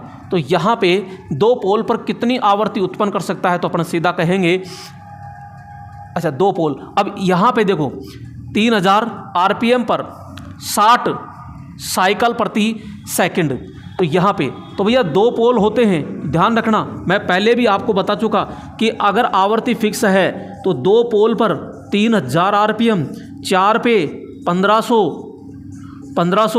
6 पर 1000 और 8 पर 750 आरपीएम होता है। तो यहाँ पे आपसे 2 पोल पर कह रहा है तो 2 पोल पर क्या होगा, 50 रटज होगा और 3000 आरपीएम होगा। 3000 तो सब में है, 50 रटज को छांट लीजिए तो राइट ऑप्शन क्या हो जाएगा, यहाँ पे बी ऑप्शन होता है। अगला क्वेश्चन लीजिएगा और अगला प्रश्न आ चुका है ये, एक नो लोड स्थिति में एक अल्टरनेटर द्वारा उत्पन्न ईएमएफ उसके खालिस्तान के बराबर होता है। तो भैया नो लोड जो स्थिति होती है उसमें अल्टरनेटर द्वारा उत्पन्न ईएमएफ उसके खालिस्तान के बराबर होता है। तो आंतरिक वोल्टेज, बाहरी वोल्टेज, टर्मिनल वोल्टेज, प्रयुक्त वोल्टेज। तो नो लोड स्थिति में एक, हाँ तो यहाँ पे आपसे कह रहा है कि ये, तो भैया यहाँ पे अपन दे रहे हैं और नो लोड स्थिति है। नो लोड स्थिति है तो भैया टर्मिनल वोल्टेज और अंदर का जो उत्पन्न वोल्टेज है वो आपस में क्या होगा, बराबर होगा। तो उत्पन्न ईएमएफ उसके टर्मिनल वोल्टेज के क्या होता है, बराबर होता है। लेकिन जैसे ही लोड देते हैं तो धीरे धीरे क्या हो जाता है, घट जाता है। अगला है अल्टरनेटर किस सिद्धांत पर काम करता है। तो मेरे दोस्तों चाहे अल्टरनेटर का हो चाहे आप डीसी जनरेटर का हो, दोनों ही चुंबकीय प्रेरण सिद्धांत पर काम करता है, माइकल फेराडे के सिद्धांत पर काम करता है। तो यहाँ पे बी ऑप्शन क्या हो जाता है, राइट होता है। जबकि जूल नियम क्या है, तो जूल नियम होता है H बराबर I² RT होता है। लेंज नियम क्या होता है, जिस कुंडली में एक ईएमएफ उत्पन्न होता है जिसके द्वारा उत्पन्न होता है उसी का विरोध कर दिया जाता है, तो वही क्या कहलाता है, लेंज नियम कहलाता है। और ये भंवरधारा हानि को ज्ञात करने के लिए भी ज्ञात किया जाता है। तो लेंज नियम ये केवल एसी पर काम करता है, ये आपका एसी पर काम करता है, जबकि जूल नियम आपका एसी और डीसी दोनों पर कार्य करता है। अगला प्रश्न लीजिएगा और यहाँ पे अगला प्रश्न आ चुका है ये, एक 6 पोल अल्टरनेटर के एक घुमाव में कुल खालिस्तान विद्युत डिग्री होती है। तो मेरे दोस्तों विद्युत डिग्री मैं कई बार बता चुका, फिर वापस देखिएगा। यहाँ पे विद्युत डिग्री को शॉर्ट में ऐसे लिखते हैं, बराबर पोल की संख्या होती है बटा 2 होता है, और इसको मैकेनिकल डिग्री से क्या करते हैं, इनटू करते हैं। मैकेनिकल डिग्री कितनी होती है, तो 360 होती है, पी होता है और नीचे 2 होता है।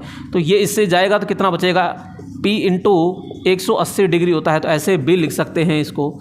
तो अब आपसे पूछ लीजिए क्या पूछ रहा है कि 6 पोल पर अल्टरनेटर के एक घुमाव में कुल कितने होता है। तो भैया पी की जगह कितना लिख दीजिए, 6 लिख दीजिए, और यहाँ पे ये, तो यहाँ पे कितना करेंगे, 18 छिकी 108 और ये 0, तो 1080 सीधा सीधा सा ठोक दीजिए 1080। जितने भी पोल हो उसको इंटू कर दीजिए आप 180 से, आपका आंसर फटाक से निकल आ जाएगा और सवाल का उसी जगह खात्मा हो जाएगा। मेरे दोस्तों यहाँ पे आगे आता है ये 44 नंबर प्रश्न, और 44 नंबर प्रश्न को आराम से देखिएगा। यहाँ पे एक अल्टरनेटर में वाइंडिंग से वाइंडिंग और बॉडी के बीच इंसुलेशन प्रतिरोध खालिस्तान से कम नहीं होना चाहिए।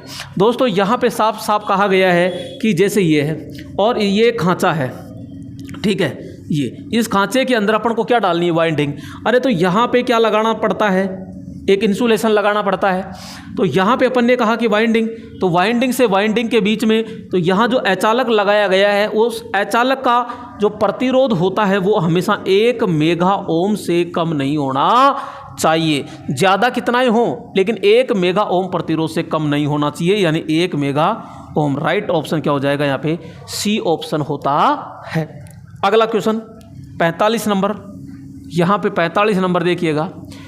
एक अल्टरनेटर जो 8 पोल पर 750 आरपीएम पर घूम रहा है, इस अल्टरनेटर में उत्पन्न वोल्टेज का पीरियोडिक टाइम कितना होता है।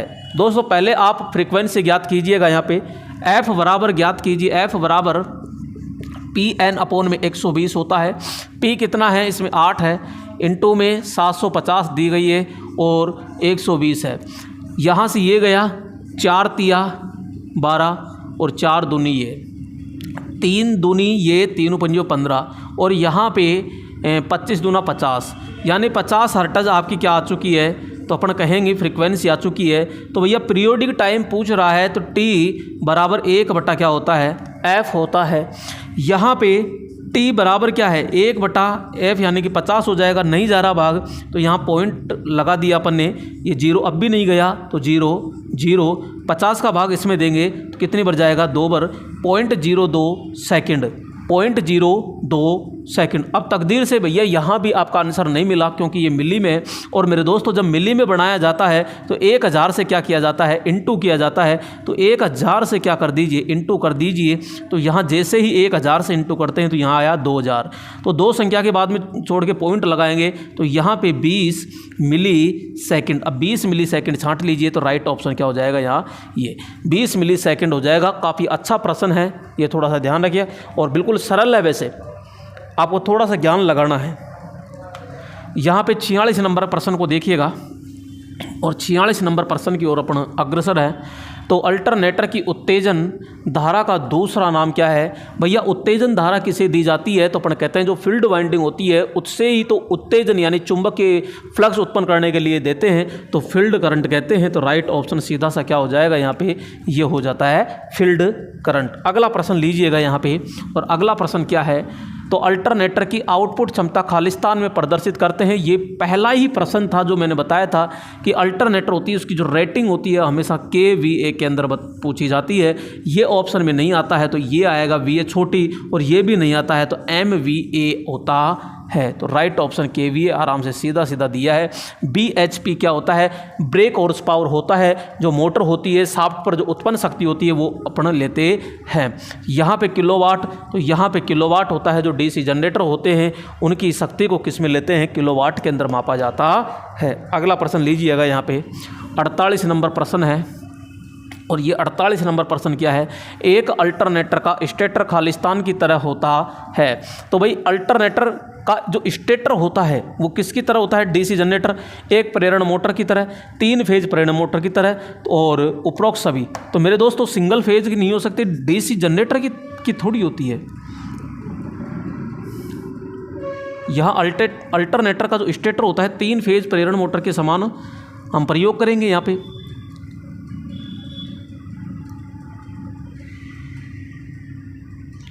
लेकिन यहाँ पे सिंगल फेज भी तो होता है, सिंगल फेज होता है तो DC जनरेटर होता है। सिंक्रोनस मोटर के स्टेटर के समान भी होता है अल्टरनेटर, नहीं, ओनली फॉर 3 फेज। किसके समान होगा, 3 फेज के समान होता है। अगला प्रश्न लीजिएगा, यहाँ पे निम्न चाल वाले अल्टरनेटर खालिस्तान द्वारा चलाए जाते हैं। तो निम्न चाल पर जो चलते हैं मेरे दोस्तों, निम्न चाल पर एक भाप होता है, भाप टरबाइन होता है, हाइड्रो टरबाइन होता है, उपरोक्त में से कोई नहीं। तो अपन कहेंगे हाइड्रो जो होता है, पवन चक्की होती है, ये सारे निम्न चाल पर चलने वाले अल्टरनेटर होते हैं। अगला यहाँ पे क्वेश्चन आ रहा है अगला, कि जो मशीन अल्टरनेटर को घुमाती है। अरे भाई ये मशीन है, यहाँ पे ये अल्टरनेटर है, और इसको जो घुमाएगा उसको कहते हैं हम प्राइम मूवर कहते हैं। क्या कहते हैं? प्राइम मूवर कहते हैं। तो राइट ऑप्शन क्या हो जाएगा? डी ऑप्शन होता है। अगला 51 नंबर प्रश्न है, सिंक्रो ट्रांसमीटर किसे विद्युत सिग्नल भेजता है? भाई सिंक्रो जो ट्रांसमीटर होता है किसे विद्युत सिग्नल भेजता है?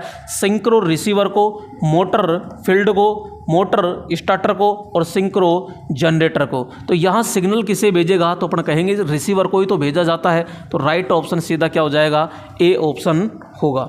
अगला क्वेश्चन लीजिएगा यहाँ पे, और अगला प्रश्न है, अल्टरनेटर की आर्मेचर वाइंडिंग का कनेक्शन होता है। अल्टरनेटर की जो आर्मेचर वाइंडिंग होती है उसका कनेक्शन किस में होता है? तो अपन कहेंगे कि अल्टरनेटर के द्वारा विद्युत पैदा की जाती है, और वहाँ से जब वितरण के लिए, क्योंकि आर्मेचर है तो आर्मेचर से कम होता है, और कम का जो अपन प्रयोग करते हैं शादी समारोह में होता है, शादी समारोह में प्रयोग करते हैं तो न्यूट्रल आता है, और न्यूट्रल आता है तो कहाँ से निकलेगा? स्टार से। तो हमेशा किस में कनेक्ट होगा? वो स्टार के अंदर कनेक्ट होता है। अगला क्वेश्चन है ये, तो यहाँ पे यदि एक अल्टरनेटर की गति को बढ़ा दिया जाता है, क्या गति को बढ़ा दिया जाता है तो आवृत्ति पर क्या प्रभाव पड़ेगा? अरे भाई एफ बराबर क्या होता है? पी एन अपॉन में 120 होता है। वो कह रहा है गति को बढ़ा देते हैं तो गति और फ्रीक्वेंसी क्या है? समानुपाती तो है। तो अपन सीधा सा कहेंगे कि भैया गति को बढ़ा रहा है तो आवृत्ति भी क्या हो जाती है? यहाँ पे बढ़ती, कहाँ गया? बढ़ती है। तो यहाँ पे क्या होती है? बढ़ती है। क्लियर? यहाँ पे अगर बस ये कह रहा है आवृत्ति क्या हो जाती है? बढ़ती है। अगला क्वेश्चन है,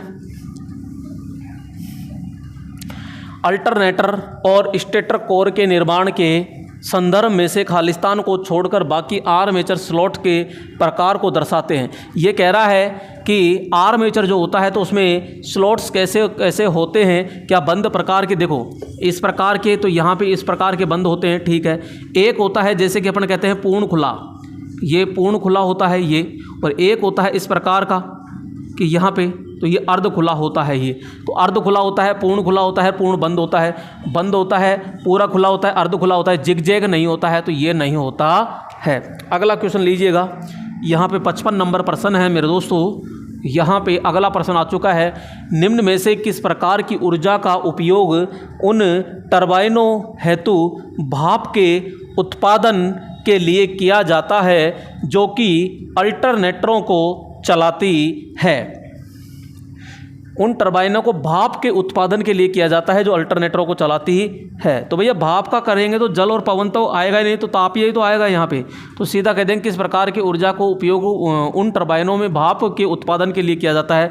तो अपन कहेंगे तापीय अल्टरनेटरों को चलाने के लिए किया जाता है। तो राइट ऑप्शन क्या हो जाएगा? यहाँ पे सी ऑप्शन होता है। अगला आता है यहाँ पे प्रश्न, दो प्रकार के रोटर सैलिएंट पोल रोटर और स्मूथ सिलेंड्रिकल टाइप रोटर प्रयोग करते हैं। तो भाई ये क्या है? तो स्टेपर मोटर है, डीसी जनरेटर है, FHP मोटर है, फ्रिक्शन हॉर्स पावर मोटर होती है जो 1 HP से क्या होती है? 1 HP तक की जो मोटर होती है ना, उनको ही अपन क्या कहते हैं? FHP मोटर कहते हैं। स्टेपर मोटर या सिंगल फेज सिंक्रोनस मोटर होती है। तो यहाँ अल्टरनेटर होता है, अल्टरनेटर के अंदर ही जो दो प्रकार के रोटर होते हैं, सैलिएंट और सिलेंड्रिकल होता है। सिलेंड्रिकल जो होता है उसका व्यास कम होता है, लंबाई ज़्यादा होती है, जबकि सैलिएंट जो प्रकार होता है उसका लंबाई कम होती है और व्यास क्या होता है? अधिक होता है। जिसके पोल 6 से 40 होते हैं, उसकी गति होती है जो 150 से 1000 RPM होती है। वोल्टेज क्या होता है उसका? निम्न होती है। गति क्या होती है? निम्न होती है। वाइब्रेट ज़्यादा करता है और कंपन ज़्यादा करता है, आवाज़ भी ज़्यादा करता है। अगला प्रश्न लीजिएगा,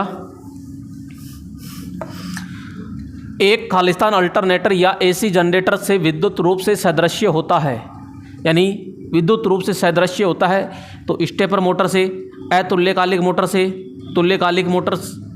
तुल्यकालिक मोटर से और रिपल्सन मोटर से। ये कह रहा है अल्टरनेटर या AC जनरेटर से विद्युत रूप से समान होता है, यानी किसके रूप से समान होता है? तो अपन कहेंगे भाई तुल्यकालिक जो मोटर होती है ना उसके समान होता है। सिंक्रोनस मोटर के समान अल्टरनेटर होता है। इसकी संरचना वेशभूषा है वो लगभग सबके समान होती है। तो ये थोड़ा सा ध्यान रखिएगा। यहाँ पे अगला प्रश्न आता है ये कि ओवर DC उत्तेजन पर अल्टरनेटर का पावर फैक्टर क्या है? तो भैया ओवर DC उत्तेजन है, मैंने शुरू में बताया था कि अगर ओवर है तो यहाँ पे पावर फैक्टर क्या होगा? पावर फैक्टर पश्चगामी होता है। पावर फैक्टर क्या होता है, पश्चगामी। अगर डैम्पर है तो डैम्पर में क्या हो जाएगा, अग्रगामी। अगर क्रिटिकल है तो क्रिटिकल में क्या होगा, इकाई होता है। तो यहाँ पे ओवर होता है, ओवर के अंदर क्या आ जाएगा, पश्चगामी पावर फैक्टर होता है। अगला प्रश्न है 59 नंबर। तो अपन कहेंगे अंडर डीसी उत्तेजना पर अल्टरनेटर का पावर फैक्टर, ये देखो आए गया अंडर डीसी पे क्या होगा, अग्रगामी होता है।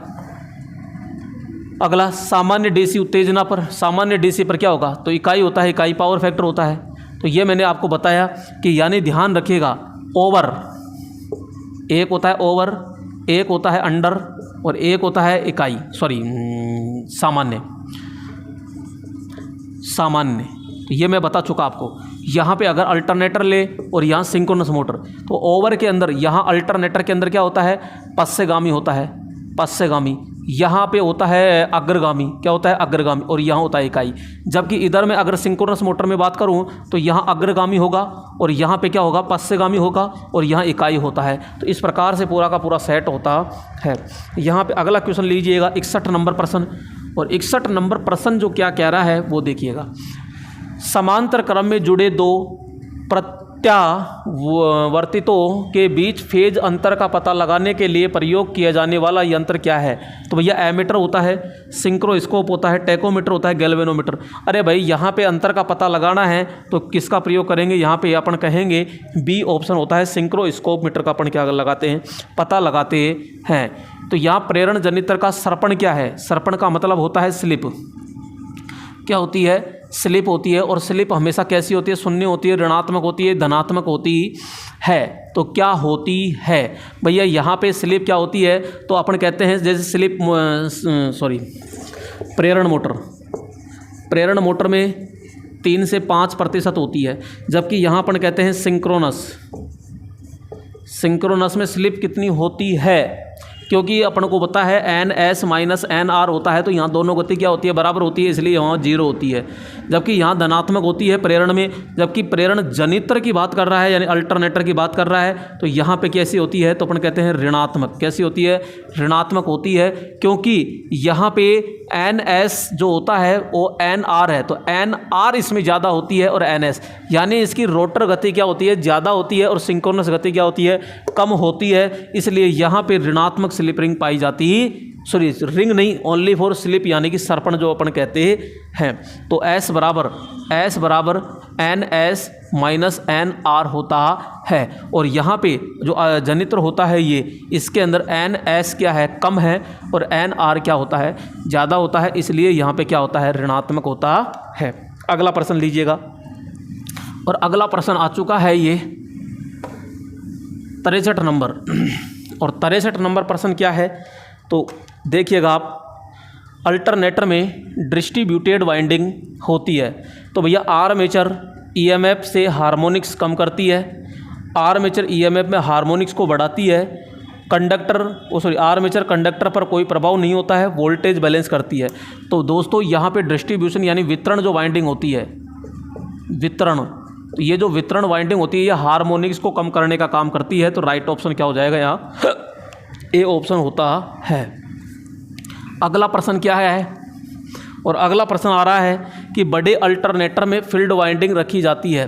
तो भाई बड़े अल्टरनेटर में जो वाइंडिंग होती है, फील्ड वाइंडिंग कहाँ रखी जाती है, तो यहाँ अपन कहते हैं कि जो बड़े अल्टरनेटर होते हैं, उसमें फील्ड वाइंडिंग आर्मेचर के ऊपर रखी जाती है। क्योंकि बड़े अल्टरनेटर होंगे तो उसमें यहाँ पे आर्मेचर वाइंडिंग तो स्टेटर पर होती है, क्योंकि यहाँ ज़्यादा EMF प्राप्त होगा, और यहाँ अपन को यहाँ चुंबकीय क्षेत्र प्राप्त करना है। तो चुंबकीय क्षेत्र के लिए कौन सी वाइंडिंग होगी, फील्ड वाइंडिंग, जिसको अपन DC देंगे। और यहाँ पे केवल 2 स्लिप रिंग अपन क्या करेंगे, प्रयोग करते हैं। जबकि यहाँ से EMF लेंगे तो यहाँ अपन को यहाँ एक भी स्लिप रिंग की आवश्यकता नहीं होती है ऊपर, केवल यहाँ इसको सप्लाई देने के लिए DC सप्लाई देंगे अपन, तो इसको आवश्यकता होती है। तो ये पूछ रहा है बड़े अल्टरनेटर में फील्ड वाइंडिंग कहाँ रखी जाती है, तो घूमने वाले भाग पर, यानी स्टेटर पर, रोटर पर। तो अपन क्या कहेंगे, तो B आपका हो जाएगा। तो यहाँ अपन क्या कहेंगे, रोटर पर रखी जाती है। अगला आता है उच्च गति अल्टरनेटर को सामान्य तौर पर टर्बो जनरेटर भी कहा जाता है, क्योंकि इसकी क्या विशेषताएं हैं। तो भैया यहाँ उच्च गति है, उच्च गति तभी होगी जब इसका घूमने वाला भाग क्या होगा, तो पतला होगा और लंबाई क्या होगी ज़्यादा, तो अपन कहेंगे कि व्यास तो कम होगा, तो व्यास कम होगा, ठीक है। लंबाई क्या होगी, अक्षीय लंबाई ज़्यादा होगी, तो राइट ऑप्शन क्या हो जाएगा यहाँ, क्योंकि इसमें 2 या 4 पोल होते हैं। राइट ऑप्शन यहाँ पे होएगा सी। अगला क्वेश्चन है ये, तो अगला प्रश्न क्या है 66 नंबर, प्रत्यावर्ती की तीव्र गति या अति गति से सुरक्षा किसके सहायता से की जाती है। तो भैया तीव्र गति या अति गति से सुरक्षा किसके द्वारा करेंगे। भाई यहाँ पे बहुत तेज चल रहा है और इसकी गति को नियंत्रण कौन करेगा, तो अपन कहेंगे भैया गवर्नर करता है, यानी कि संचालक करता है। तो राइट ऑप्शन क्या हो जाएगा यहाँ, ये 67 नंबर है। और 67 नंबर क्या है, अल्टरनेटर का टर्मिनल वोल्टेज किस पर निर्भर करता है। तो भैया टर्मिनल वोल्टेज किस पर करेगा, तो अपन कहेंगे लोड होता है एक, तो ठीक है लोड पर डिपेंड करेगा, और एक आपका पावर फैक्टर पर डिपेंड करता है।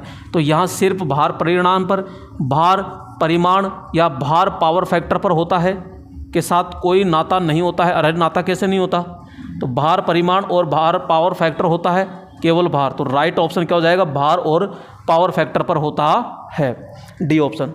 अगला है 68 नंबर, और यहाँ पे अपन बात करते हैं एक अल्टरनेटर के स्टेटर यानी कंडक्टर में उत्पन्न अल्टरनेटिंग ईएमएफ की दिशा खालिस्तान बताई जाती है।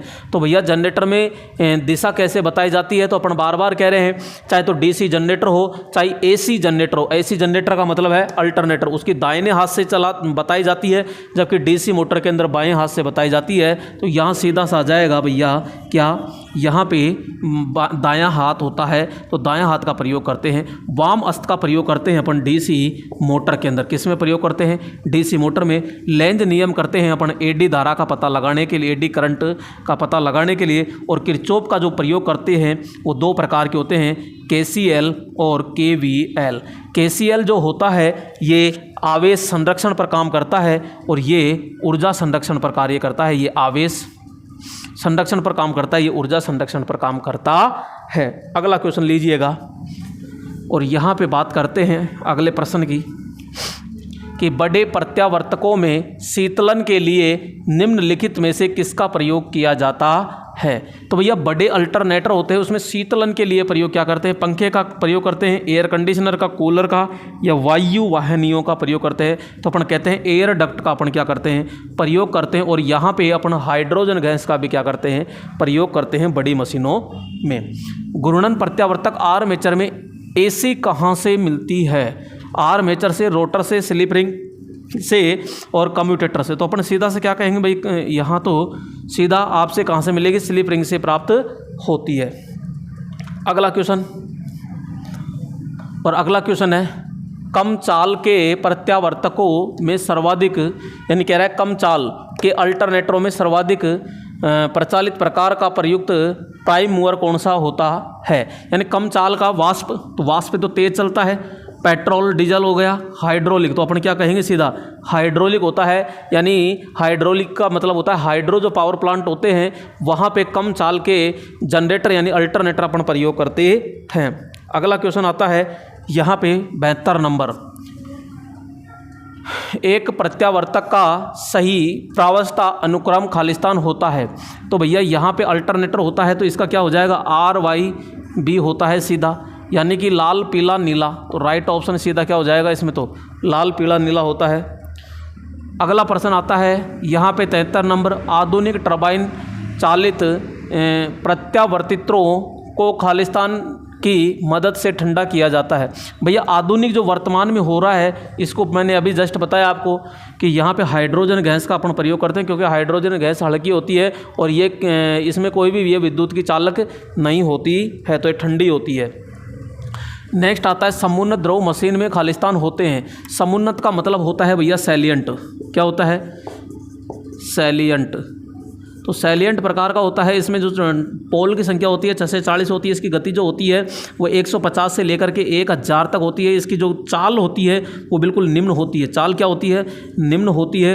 उत्पन्न वोल्टेज होता है वो भी क्या होता है? निम्न होता है। कहाँ प्रयोग करते हैं? तो इसका उपयोग हाइड्रो के अंदर प्रयोग करते हैं, हाइड्रो पावर प्लांट में प्रयोग करते हैं। इसका उपयोग अपन पवन चक्की कहाँ प्रयोग करते हैं? पवन चक्की में प्रयोग करते हैं। तो बड़ी संख्या में ध्रुव होते हैं। जी हाँ, बड़ी संख्या में क्या होते हैं इसमें, क्योंकि 40 तक होते हैं। कम संख्या में ध्रुव, छोटा व्यास होता है। नहीं भैया, इसका जो व्यास होता है व्यास ज़्यादा होता है और इसकी लंबाई क्या होती है? कम होती है।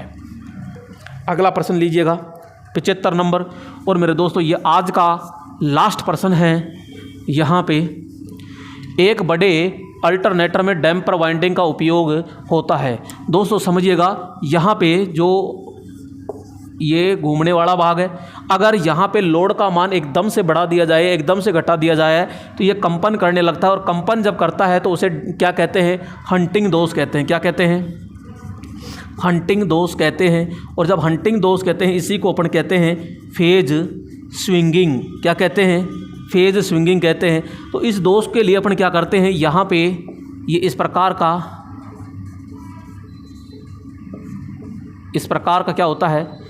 ये होता है। तो यहाँ पे ये इस तरह होल किए जाते हैं यहाँ, और इसके अंदर चालक छड़ें डाली जाती है तांबे की, और इनको सबको शॉर्ट किया जाता है। तो यहाँ पे ये जो रोटर का पोल है इस पर ये वाइंडिंग की जाती है। तो इसी को डैम्पर वाइंडिंग कहते हैं। क्या कहते हैं? डैम्पर वाइंडिंग कहते हैं। Damper winding short circuit winding होती है। डैम्पर वाइंडिंग रोटर के पोलों पर करते हैं। डैम्पर वाइंडिंग को किसी प्रकार कोई सप्लाई नहीं देते हैं। और ये जो वाइंडिंग होती है लेंज नियम के सिद्धांत पर काम करती है। यहाँ पे डैम्पर वाइंडिंग जो होती है इसको अवमंदक वाइंडिंग कहते हैं। क्या कहते हैं? अवमंदक वाइंडिंग कहते हैं। इसी को अपन अमोर्टी सायर वाइंडिंग के नाम से जाना जाता है। तो यहाँ पे देखो, स्थिरता की वृद्धि में, वोल्टेज के उतार चढ़ाव को कम करने में, आवृत्ति के उतार चढ़ाव को कम करने में, उपरोक्त सभी। तो भाई डैम्पर वाइंडिंग क्या काम करती है? तो डैम्पर वाइंडिंग जो कंपन कर रहा है ना, इस कंपन को कम करती है, यानी स्थिरता में क्या करती है? वृद्धि, यानी स्थिरता को कंट्रोल करने का काम करती है। तो ये राइट ऑप्शन क्या हो जाएगा? यहाँ ए ऑप्शन होता है। तो दोस्तों कल अपन सिंक्रोनस मोटर लेकर आएंगे और सिंक्रोनस मोटर के 75 प्रश्न होंगे। तो यहाँ पे आप इसको पूरा 0 से और यहाँ पे लास्ट तक 75 क्वेश्चन तक पूरा देखिएगा। ठीक है दोस्तों, फिर नेक्स्ट मिलते हैं कल। तब तक के लिए जय हिंद दोस्तों।